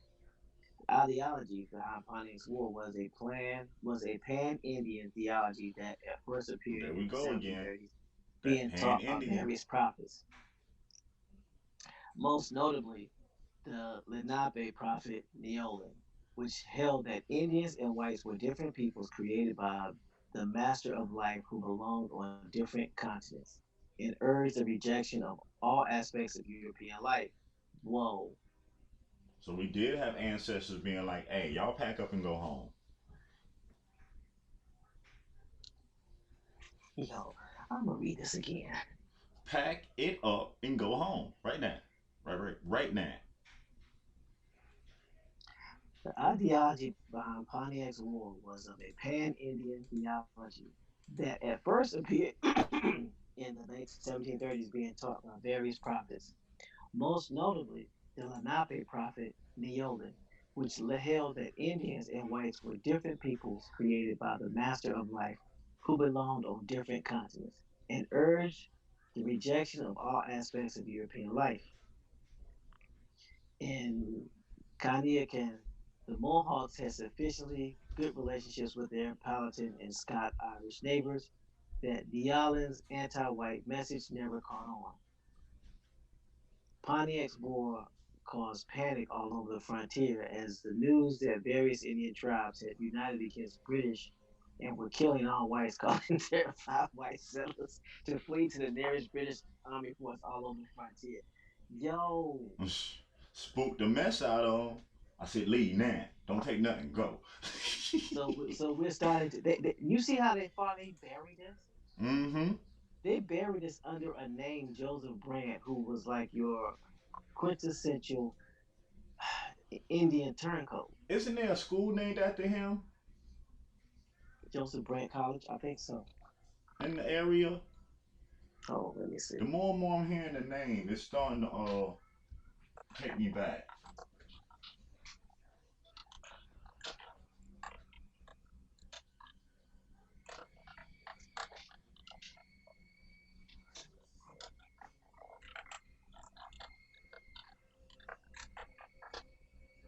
Uh,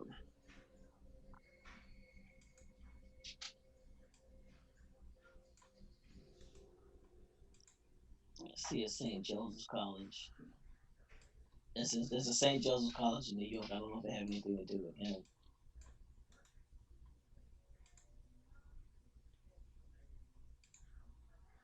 I don't know.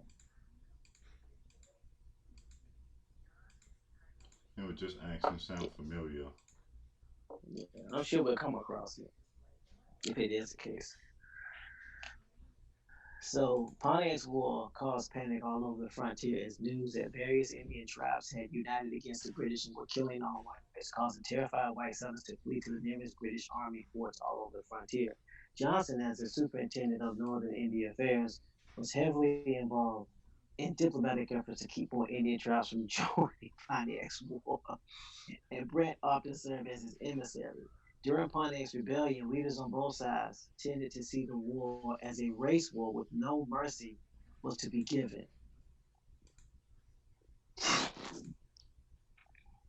Yo, dude, they tried to bury this, man, because Mm-mm-mm. Pontiac's War doesn't really talk about this part, right? Oh, yes, it was. I'm not thinking. That's why. I don't mean to cut you off. Yes, No, it go ahead. is. Dartmouth. I keep forgetting. Dartmouth is named after him. Then later on, it became Dartmouth. It started as Okay, Joseph Bryant School. Then later on, okay, they changed the name. Okay. okay, It was Dartmouth College is the school that was named after him. okay. Even his former teacher, Wheelock, wrote to Johnson asking if it was true that Brant put himself at the head of a large party of Indians to fight against the English.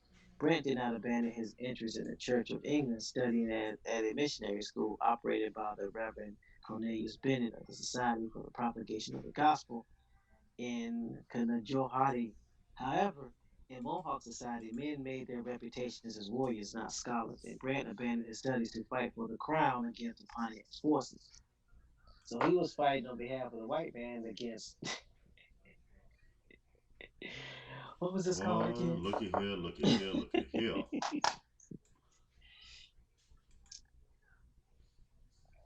You can write a script.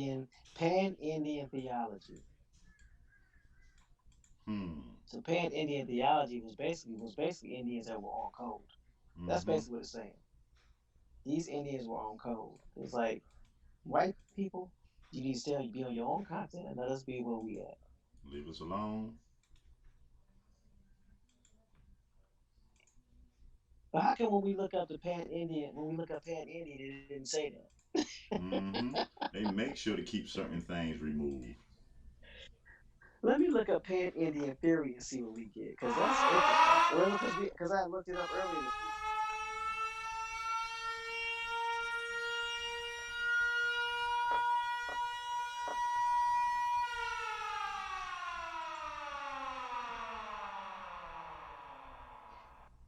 Mm-mm. They don't even. They don't even.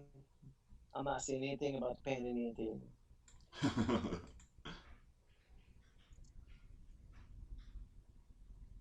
Mm-mm-mm.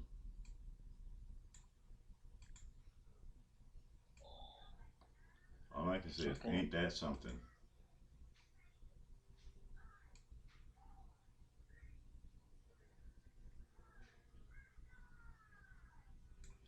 Make you scratch your Okay. head like how and why.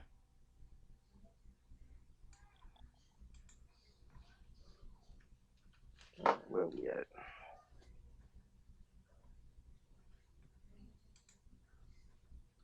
In the Okay. story, we was right above. It says we're right above marriages and family.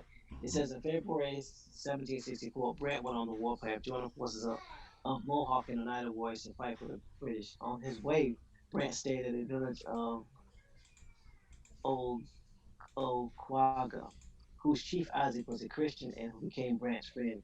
Brant may have had an ulterior motive when staying with Isaac, or perhaps romance blossomed for Isaac's daughter, was soon to become his wife. In March 1764, Brant participated in one of the Iroquois Wars parties that attacked Lenape villages in Susquehanna and Chemung valleys.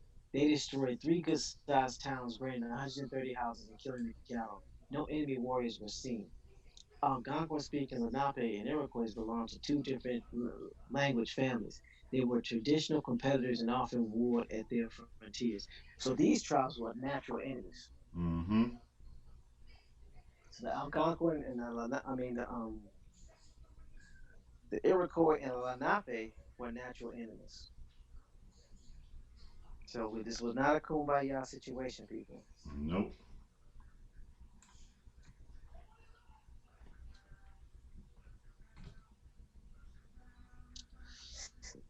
All right. Okay, so where are we at? So now we have marriages and family. This way gets very Dude, interesting. oh my gosh. On July 22nd, 1765, in Kanjahati, Grant married Peggy, also known as Margaret. Take her that name. Oh, I need to open up my family tree again. I need to be show. Oh.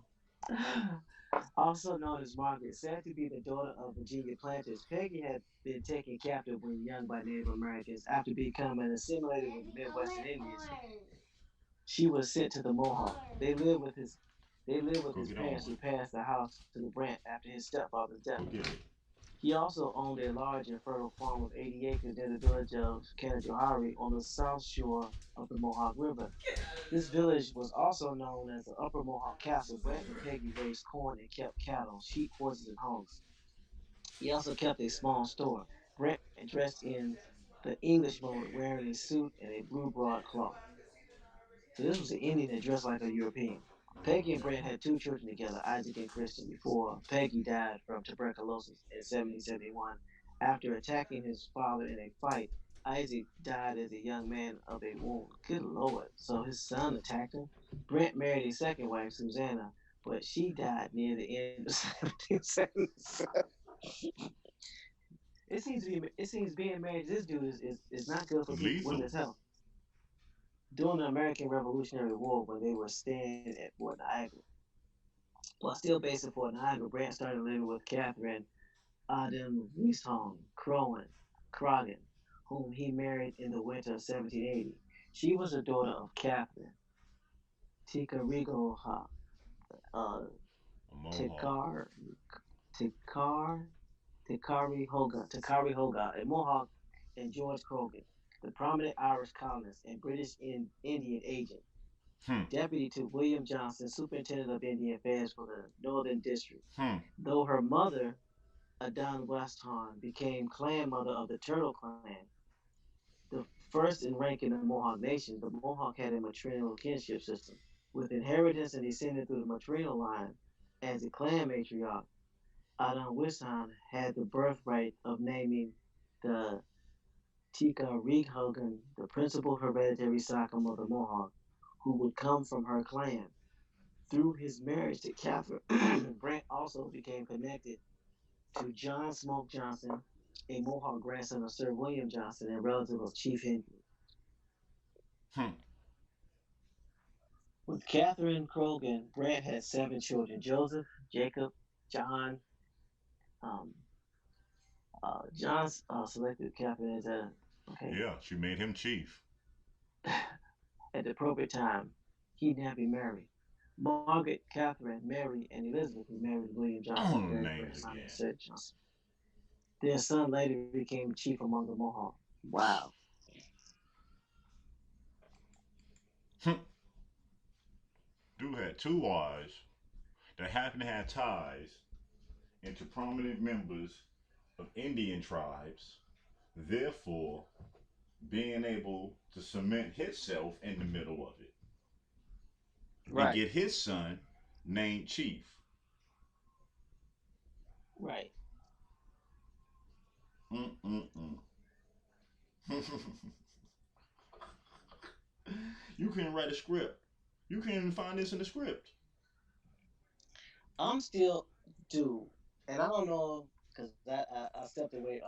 I looked away from the chat because I was reading. I don't know how many people in the chat even know what the Pan Indian theology is about. Mm-mm-mm. So for those of you who came in, we're still on a Revolutionary War. We're talking about the Tuscarora tribe. So as you know, we have our hard hats on. We got the backhoes. We got the cranes. We're talking about certain Indian chiefs of the Tuscaroras. And during a, let me go back. And this is important because if you ever hear, which you will again, what battle was that again that dealt with the Pan Indian theory? The Pan What was that? Indian the What's that? Lord ideology. Dumas Um, War. First time we heard it. no, it wasn't Lord Dumont. No, it wasn't Lord. Well, that's the first time we heard it, but it was called something else. Yeah. It kicked off something else. Give me a second. But I know it was the start to where the combining of all Indians Pontiac's Rebellion. Yeah. Pontiac's Rebellion. Pontiac's Rebellion. Or all So Indians when you coming hear together under Pontiac's Dakota Rebellion, Indians. Yeah. Pamela said she couldn't hear me. Pamela, can you hear me now? Everybody throw up ones that they can hear me.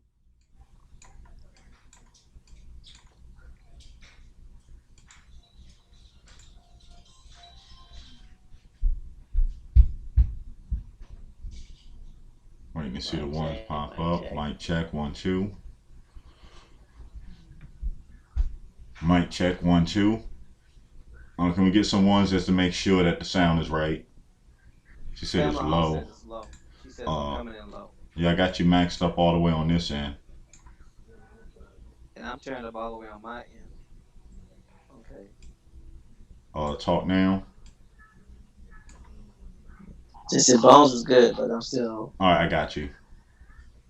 okay. Cool. Sorry about that, y'all. But we were talking about Pontiac's Rebellion, and Pontiac's Rebellion is basically a theology of Indians being on code. So we're gonna talk about what that meant. Where was it? I just had it.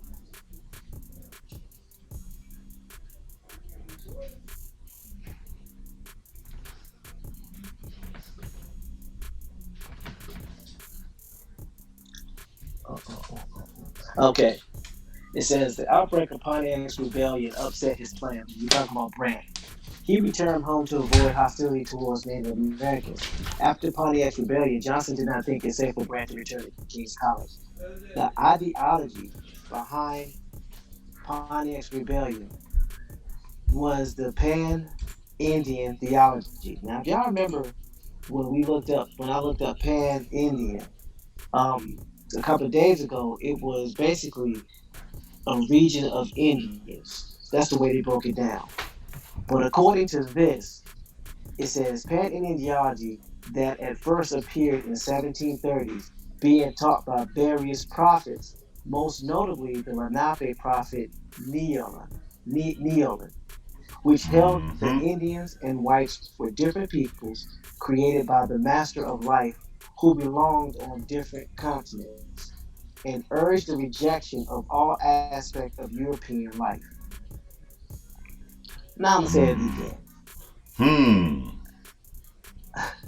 The ideology behind Pontiac's War Uh was a huh. pan-Indian theology that at first appeared in the 1730s, being taught by various prophets, most notably the Lenape prophet Neolin, which led that Indians and whites were different peoples created by the Master of Life who belonged on different continents, and urged the rejection of all aspects of European life.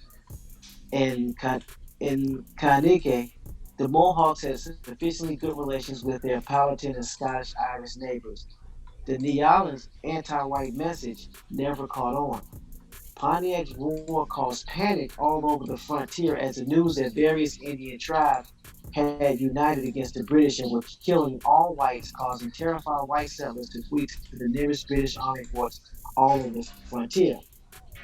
So basically, these Indians that were Lenape under Neolin were basically saying we should not be mixing with these whites. They need to go back to their continent, and we need to be sticking with our people.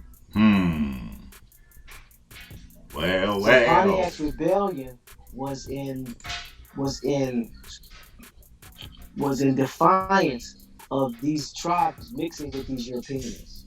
So as always, there's remnants who are trying to stay on code, and this was a Lenape. Yep. So And to this day, they still getting a hard time being recognized. Ain't the Lenape still fighting the U.S. government to this day? I think they are. Some remnant of them are. So so this is one of the first instances that we were hearing that tribe was not with the okey doke of dealing with the Europeans, but we had to go deep to find this. This is hidden up under Joseph Brant, who was basically would have been considered one of the most egregious Indian sellouts Of all time. of the Tuscarora. Of all time. The GOAT. Oh, let me stop. But yeah, I reposted it 3 times up back to back. So if anybody want to read from exactly what we're reading from this rising.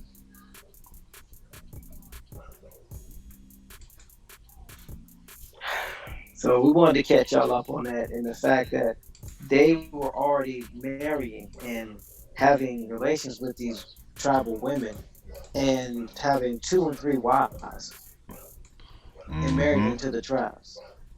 Some of these Indians were actually going back to Britain and meeting with kings and stuff.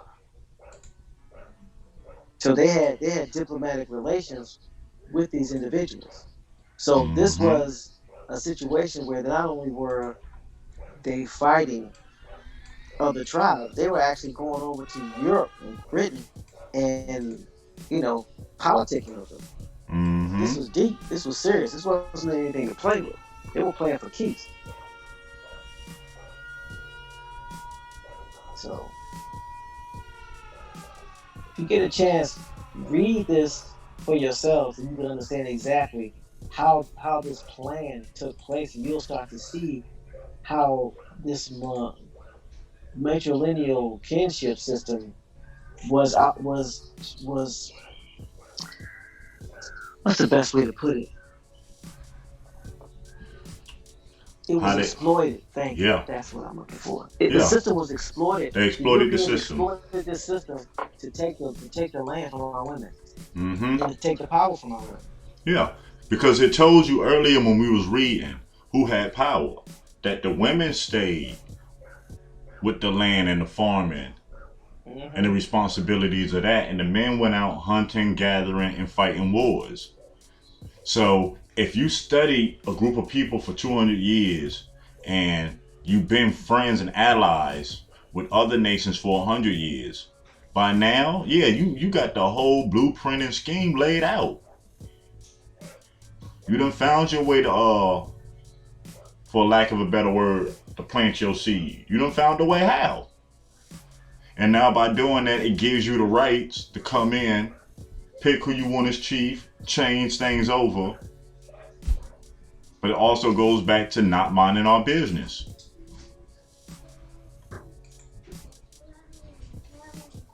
Dude, you see how much stuff is written about him? Mm-hmm. I pulled up a whole Britannica, got like 6 pages on them. All right, go tell mommy. That is, dude, this is crazy.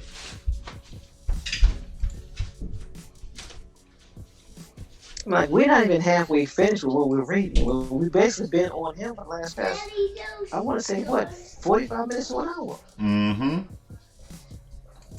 But it's like all of the gems are hidden. That's why we have to when you start seeing chiefs' names come up, it is imperative that you read what is written. Again, take it with a grain of salt.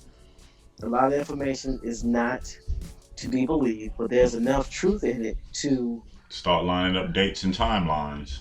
exactly. And another thing that you may have not heard when we was talking is that one of the complaints from the elders of the Tuscarora was that the young Tuscarora Indians who had relationships with the Germans or the Palatines We're getting were drunk. very, they said, were too fond of the beer that the Palatines had. Germans. So it seems to me, and I could be wrong, which won't be the first or the last time, that alcoholism is starting to become prominent in the 1700s when it comes to our brothers and Our sisters. people. Oh yes, sir. So they were basically turning some of these people into alcoholics, and they were the only ones that could could have access to it. Because you think about it, rum had a serious molasses testing because that's how they were um, getting the money and sending it back to Britain because you could only grow molasses at that time on the islands, and the British had a stronghold on those islands. And then Mm-hmm. you got on the mainland or on in northern America, you had the Germans or what they call the Palatines. At this time, they had the beer. Mm-hmm. And they talked about how Brent, when he was young with his friends, would go out on hunting expeditions for weeks, and they would just go to some of the Palatines and the Irish's homes, and trade some of their kill for some of the food and drink that these people had. So they were having alcoholics at young age,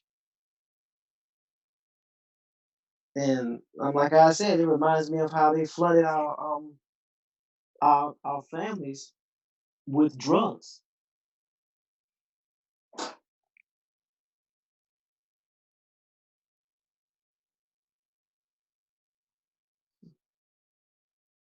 So at the end of the day, they're creating a situation to where we're developing these relationships with these Europeans, these French and English and Germans, and they're using alcohol as a means to, I guess, for lack of better terms,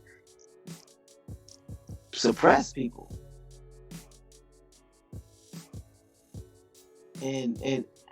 And I know we all have looking and right, we all have alcoholics in our family, and we know what the alcohol does to people. If you got if you have a if you have a family member that's an alcoholic, what do? They don't even eat; they just drink.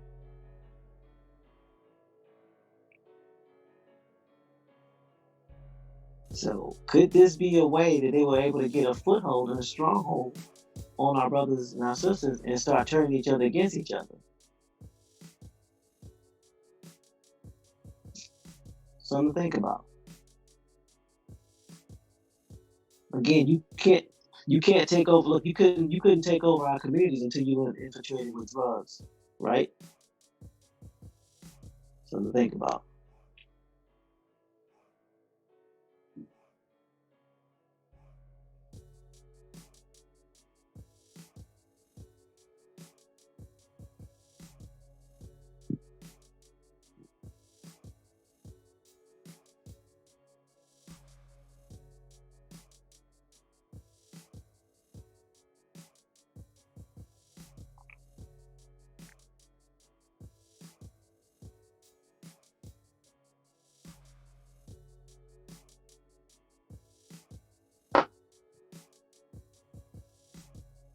This is crazy, man.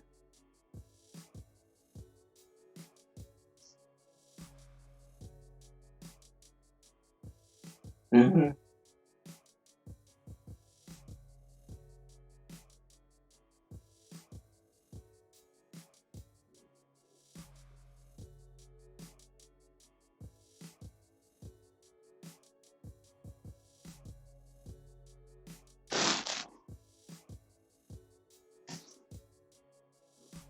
North Carolina and South Carolina.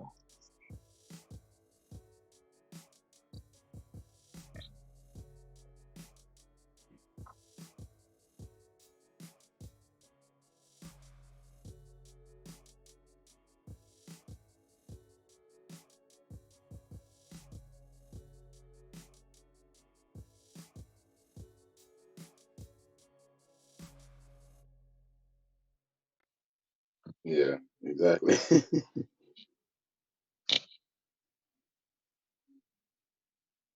Mhm.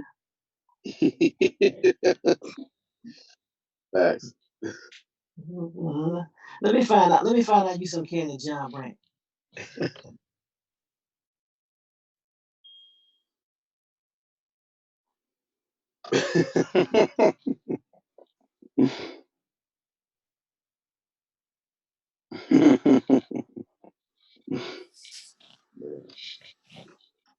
Yeah, I encourage everybody to read that. Joseph Brand, excuse me, not John. Read that. Hmm.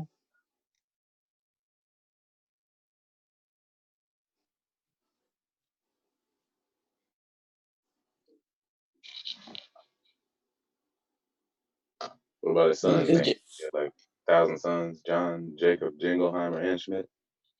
wow.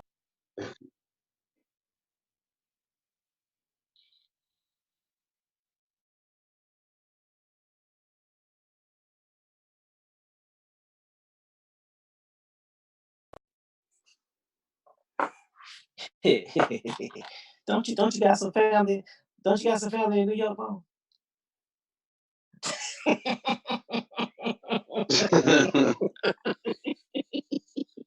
Hold it now. Look, got the governor of New York at this time is George Clinton and the Parliament Funkadelics. What is going on here? Exactly. That's, I thought I was gonna know when they caught that.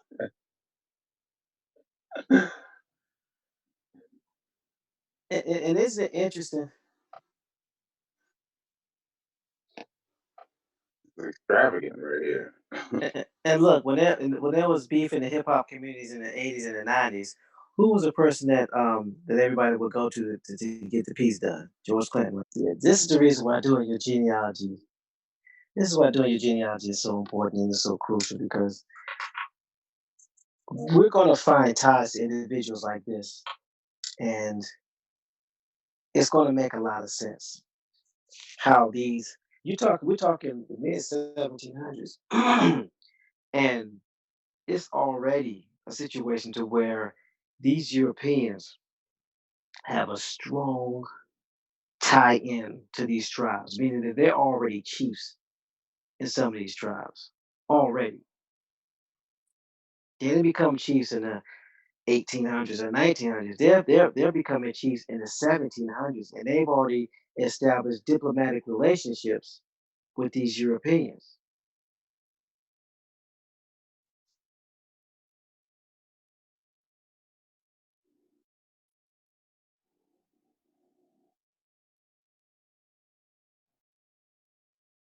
Yep.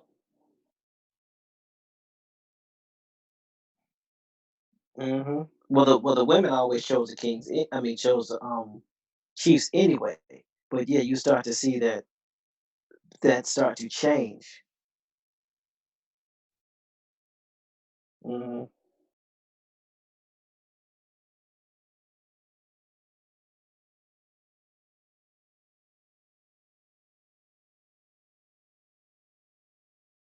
mm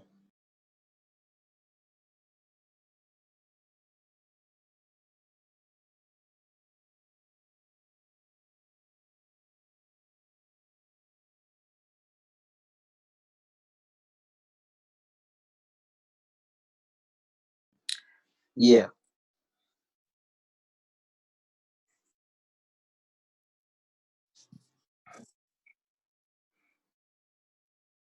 yeah.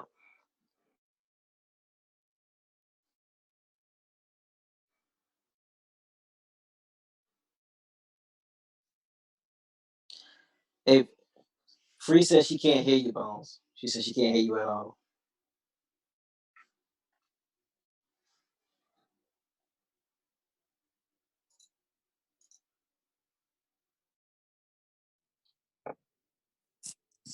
I can hear you loud and clear. Mic check. Mic check. Yeah, we can hear.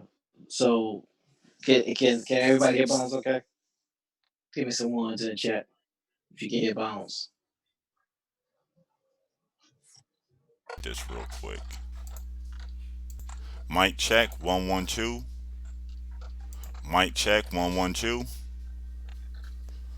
I just turned you up on the thing. It's not coming back at all. Still nothing. I don't hear you at all on the playback. On the All right, hold playback. I on. don't even hear myself on the playback. Mic check. Mic check. Mic check 1 2 1 1 2. Mic Okay, check. they not now they can hear you. Now they can Okay. hear you. Okay, there we go. All right, probably Bones short it says she out. can hear you. Free says she can. All right. Now I was Yeah, saying that yeah. we noticed that when you look at this timeline a little bit before, they did the same thing in England. Well, Elizabeth come into rulership, and instead of passing it back through the women's line, she chose her son. You see over here, they started doing the same thing. They started giving control over to the sons.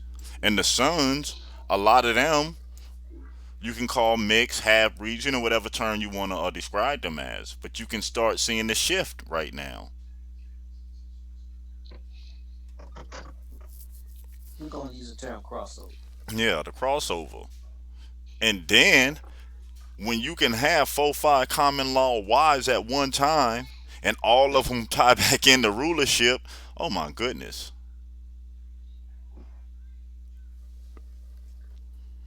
And then we say before, to set up your nation, you have to have diplomatic relations with other nations.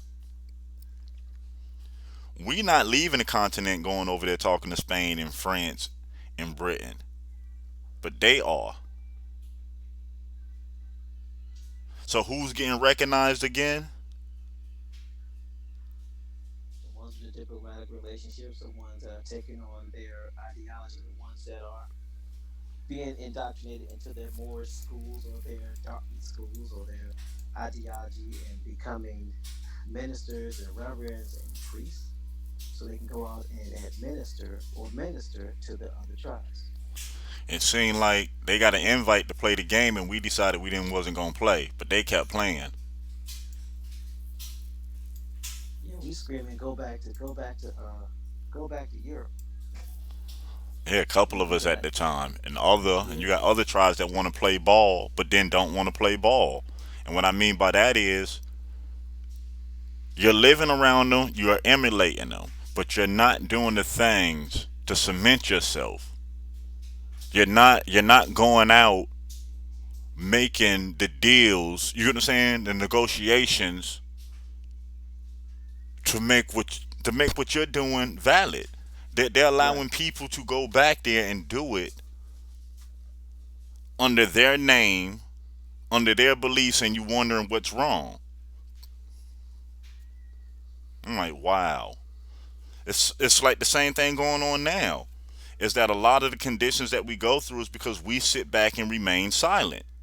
Some of us are scared to lose this comfort, what is so-called comfort we gained over time in this life.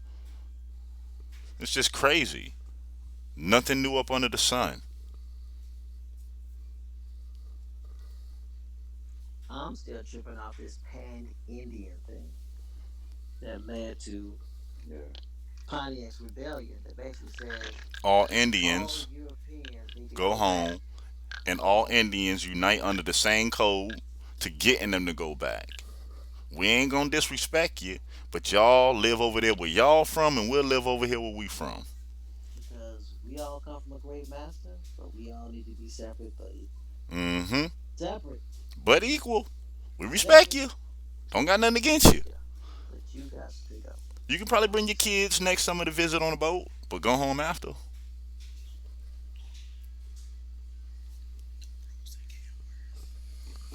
And remember, I made the joke about now there's going to be a pan Indian movement.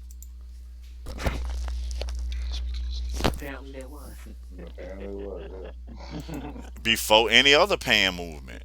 But then we got to remember what pan in this definition means: to spread out, to fan out, to cover a wider area. So basically, pan Indians were Indians on the mainland who normally at one time had differences where they didn't get along.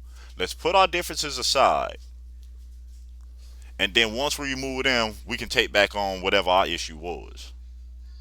But then you had others that were so deeply entrenched with them by now. The same problem we got now, let's be honest. So Hmm. entrenched in this way of life that you don't want to give up your so called luxuries. And I call them so called luxuries because killing yourself 8 hours a day just to get by for an illusion of something. Really? Yeah, and that illusion comes in many forms. The illusion comes in many forms. That illusion can be in the form of contracting with a social media paradigm to where you monetize your page and you are under the auspice of having a partnership. What a partnership means that it's equal distribution of funds. Yep. But in the said partnership where they can actually advertise on your channel, but you cannot have outside advertisers on your channel, meaning that you can't capitalize on the YouTube audience, but they can capitalize on the audience that you bring in at YouTube. So that's not a Bingo. partnership. No, it's not. That's a that's a That's a dictatorship. boss. That's a That's a dictatorship. boss. That's a boss. And and you don't get the majority of the proceeds from the work and the people that you brought to your YouTube channel. Don't look at don't just trust me or don't just trust what I'm saying. Read the agreement when it comes to monetization of your channel. Please do. They decide how much you get based off of the ads, and they get to pick the ads. They pick Bingo. the ads, and Mm-hmm. based off of the limited choices they give you, you get to determine, how much of a pittance you get for bringing these people over. Mm-hmm. So who are you bringing these people over? Are they really for you, or are you bringing them over for YouTube? So they got you recruiting. That's basically what it is. They got you recruiting people Mm-hmm. to monetize and to sell to them, but you don't even get the majority of the money they do. So you look at it this way: you're getting crumbs when YouTube already cut a deal with Toyota a couple of months ago for a couple of mil to run their ads. Hmm. So them ads gonna get ran regardless. Now you're sitting here monetizing your channel, hoping that you get enough clicks that you can see something off of something that somebody got paid for already.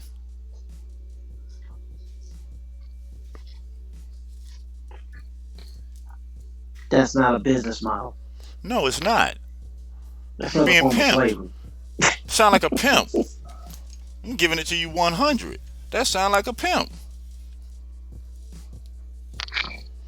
Finna say this, you never notice? Why do you think no major producer of entertainment has their material locked into YouTube? I'll wait.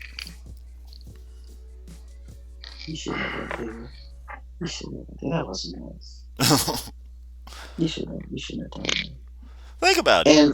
And for those of you who are on YouTube and you're getting your channel blocked, there is something in that agreement that reads you must have, what is it, international registered rights of all materials that you own, That's on your channel. not just local, not International. just regional, international. So they can block you for anything they want you to at any time because you do not have international rights of the information that you own on your channel. Don't believe me? Read the agreement. That's all you gotta do. If you don't got no partnership with YouTube, no major affiliation with YouTube, what do you think is happening? You being pimped. Hoodwinked. Led astray. Got him. Because for the amount of work that people put in to monetize their channel, they're basically getting pennies on the dollar. And here's a question I will ask: for those of you who have all these YouTube followers, but don't have the same amount of connection with your community, when YouTube decides to shut down, what happens to your income? What you gonna do now? What we gonna do now? Or when they decide to change the policy, which they do what, every 90 days? Yep.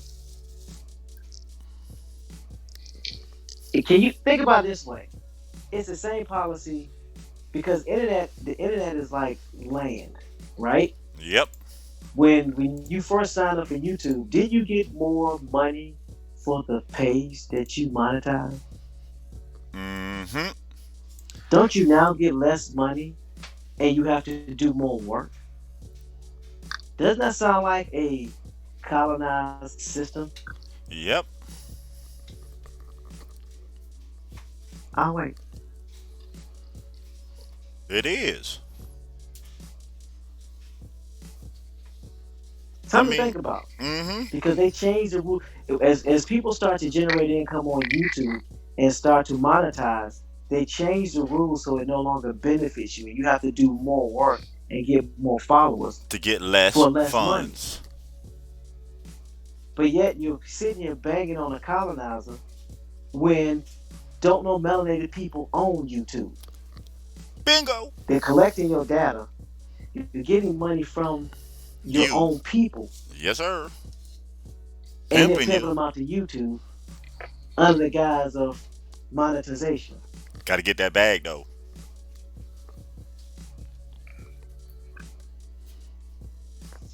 Something's wrong with that. That's just me. But what do I Mm-hmm. know? I'm only a business owner. Hey. I've only been in business for the last past 20 years. But what do I know? We don't know nothing. We don't I know don't nothing. work for nobody. I don't have a boss. So I don't know. Maybe it's me. But you gonna bang on the colonizer. You're gonna bang and want to become sovereign. But you have a monetized channel, Mm. which is basically a charter. Uh oh. Mm. Dun dun dun dun. Don't believe me? Read the contract you signed when you clicked on that monetization button. Read it. The whole thing. And the small print. And what's ever behind it. See, we gotta stop playing these games. Bingo. Transparency, baby. What are you doing for your community besides trying to sell stuff to your people, trying to get people to donate to your page so you can do a come up? If you're a real Indian, do a Robin Hood. Go get Exactly. go get the money from somebody else and bring it to your people. Stop taking money from your people. From outside Right. communities. Having these outside How about communities doing that? taking If you're money a from real us. Indian, if you're a real Indian, go get the money from these other people and bring back to your people, and stop Facts. and stop taking people from money from your people. Facts. That's how you do it. You get the Right. funds, you get these grants, you know what I'm saying? You get these government contracts that's coming from these foreigners, and you take them finances and we rebuild. Because didn't same thing how they build. Used our resources, used our finances, and built what they wanted. Or are we too scared to do that? If you don't look like me, I can't walk in there and get them funds and bring it back to my community. Don't that Indian or Arab that's in some of your communities that own them stores, ain't they there selling to you every day? But nan dollar that you spent in that store goes back to that community to where you lay your head. Not one. Not one. But then in the same breath want to talk around, talk some how you hate the system. Bang, bang, bang. I can't tell. You're the system's number one fan. Hmm.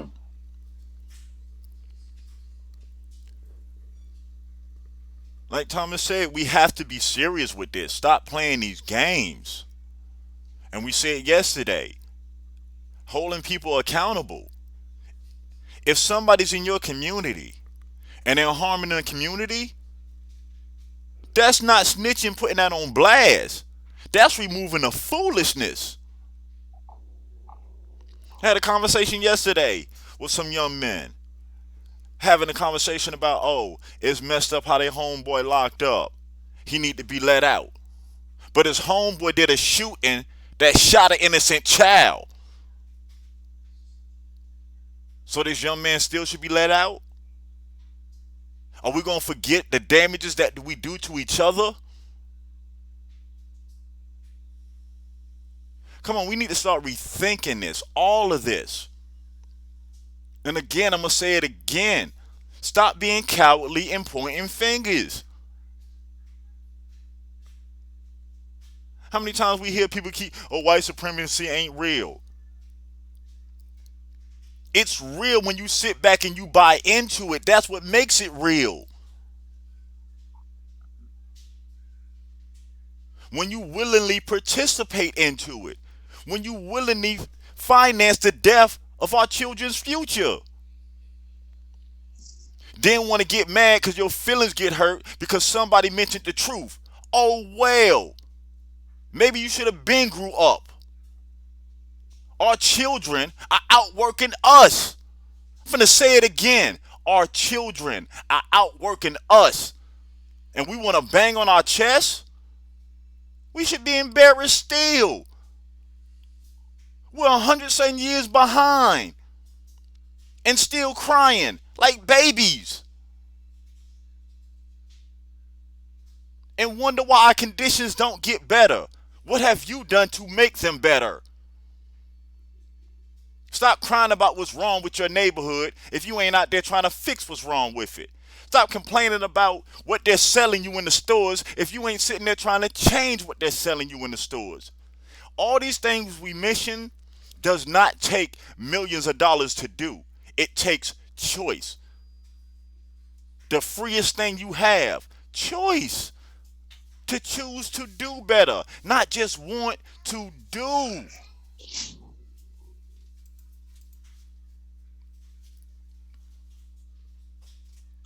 Here's the thing we have to remember: if the internet is a superhighway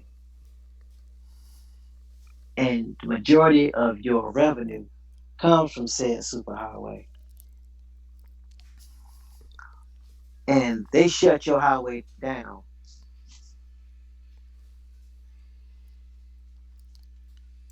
community.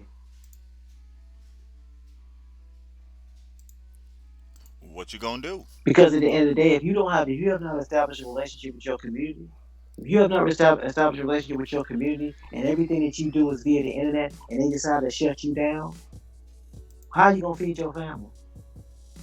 How are you gonna generate revenue? Or if they just decide to change up the partnership, change your treaty, change Hmm. your agreement. And they don't need your permission to change it because you never paid for that YouTube platform.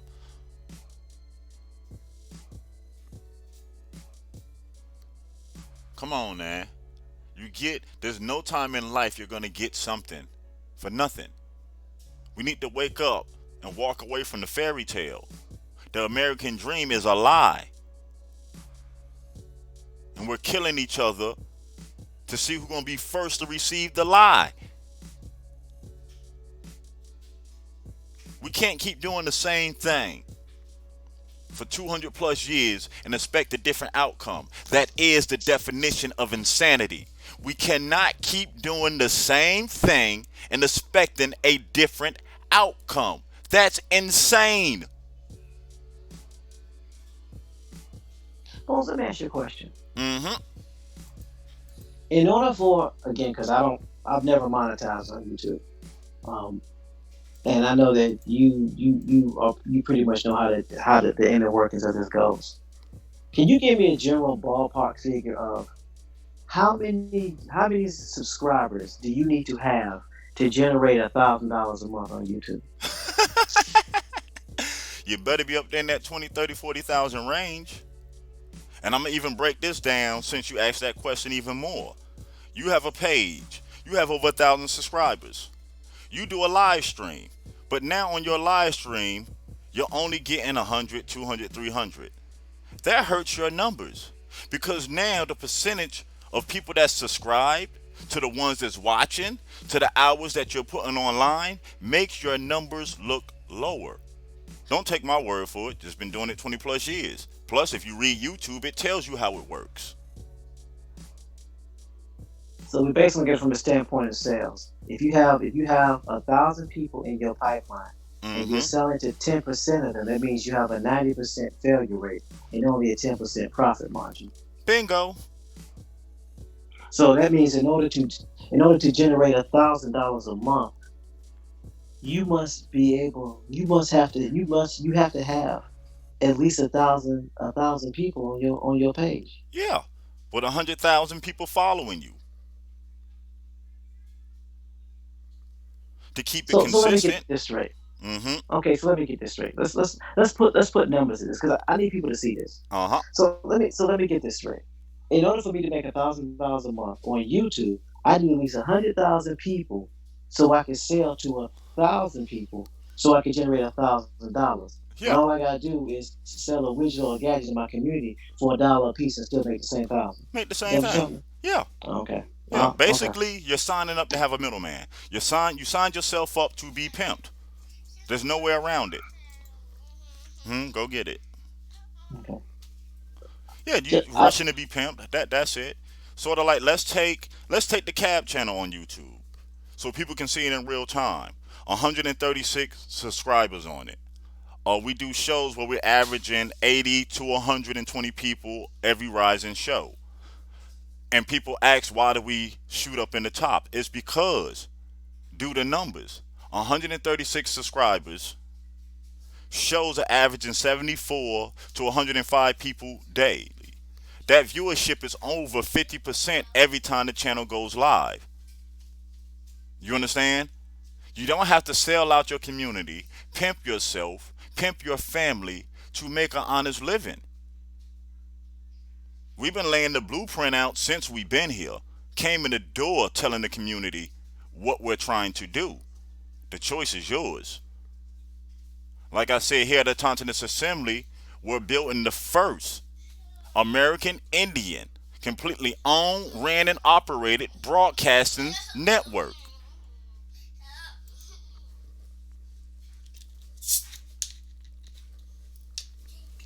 You don't have to take our word for it. You can look up a Tontonist Assembly. You can go to the Georgia Business District and you can see it's there.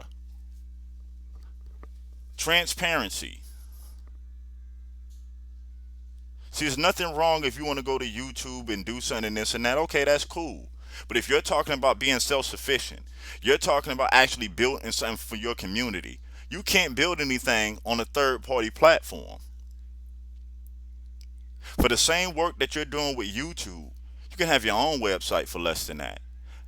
And that same traffic that you have come to your website. So now you dictate your value. Instead of letting somebody else tell you, nah, you talking too positive, so we ain't gonna air that. Or you're trying to reteach, so we're not gonna show that. We hold the keys. What are we gonna do with them? The end game is self-sufficient, independent. So what you're saying is you cannot be self-sufficient, independent, or sovereign on a YouTube channel. Is that what I'm understanding? No, you can't. How can you? At Okay. any given time, you two can just decide we're gonna sell the company, or they can decide to go another route. Or one of their major investors, like Toyota, Google, anybody can decide the material that you're producing they don't want to hear. How many people pushing this positive message channels been taken away and shut down? So are we really doing something when somebody else can control what we say, when we say it, and where we say it? So hold on. Let me get this right. So somebody can shut my channel down, but Mm-hmm. they can't come in the community and shut me down. No. But they can shut Mm, that channel okay. down because that channel Okay. belongs to them. So you just can't come up in my neighborhood and put a strike against me in my neighborhood. 'Cause you might get monkey stomp. But you can put a Yeah. strike against my YouTube channel and won't nothing happen except for I gotta wait. Oh, okay, just check. Yeah, that's it. Mm-hmm. That's it. That's how that works. That's really how that works. I'm And just that's wondering.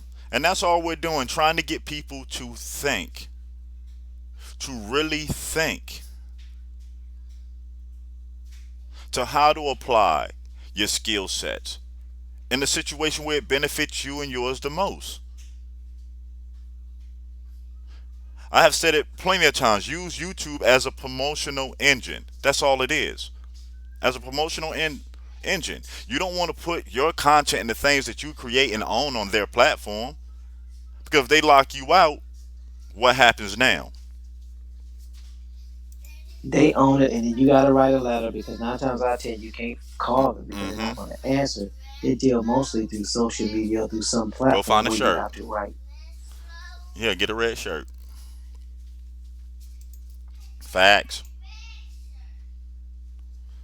And like we said, on that note, there's been another hot special great grand rising show. Any closing remarks from No Sellout? Man, you know y'all said it all. uh, check the website, www.unconsciousassembly.com. Email us at unconsciousassembly@gmail.com. Man, yeah, that just have a great hump day, y'all. Hump day. Closing remarks from TMH.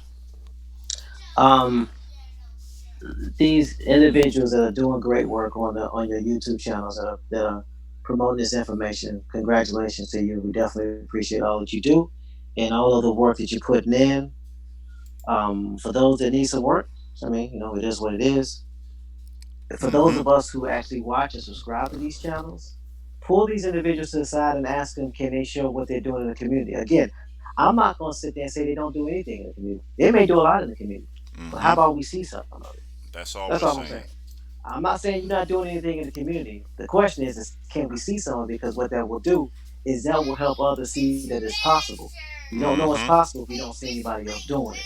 So All right, as go in my room always, and do get a your red shirt. genealogy, do your family tree, find out who your tribe is, tie into Mm-hmm. your tribe, let us know who your tribe is, and we'll help your tribe. And as always, if you doubt us, try us. I relinquish the mic. Bingo. And like I said, it's been another great Grand Rising show at the Relatives, as it always is. Enjoyed it. And until tomorrow's rising, peace. Peace, y'all.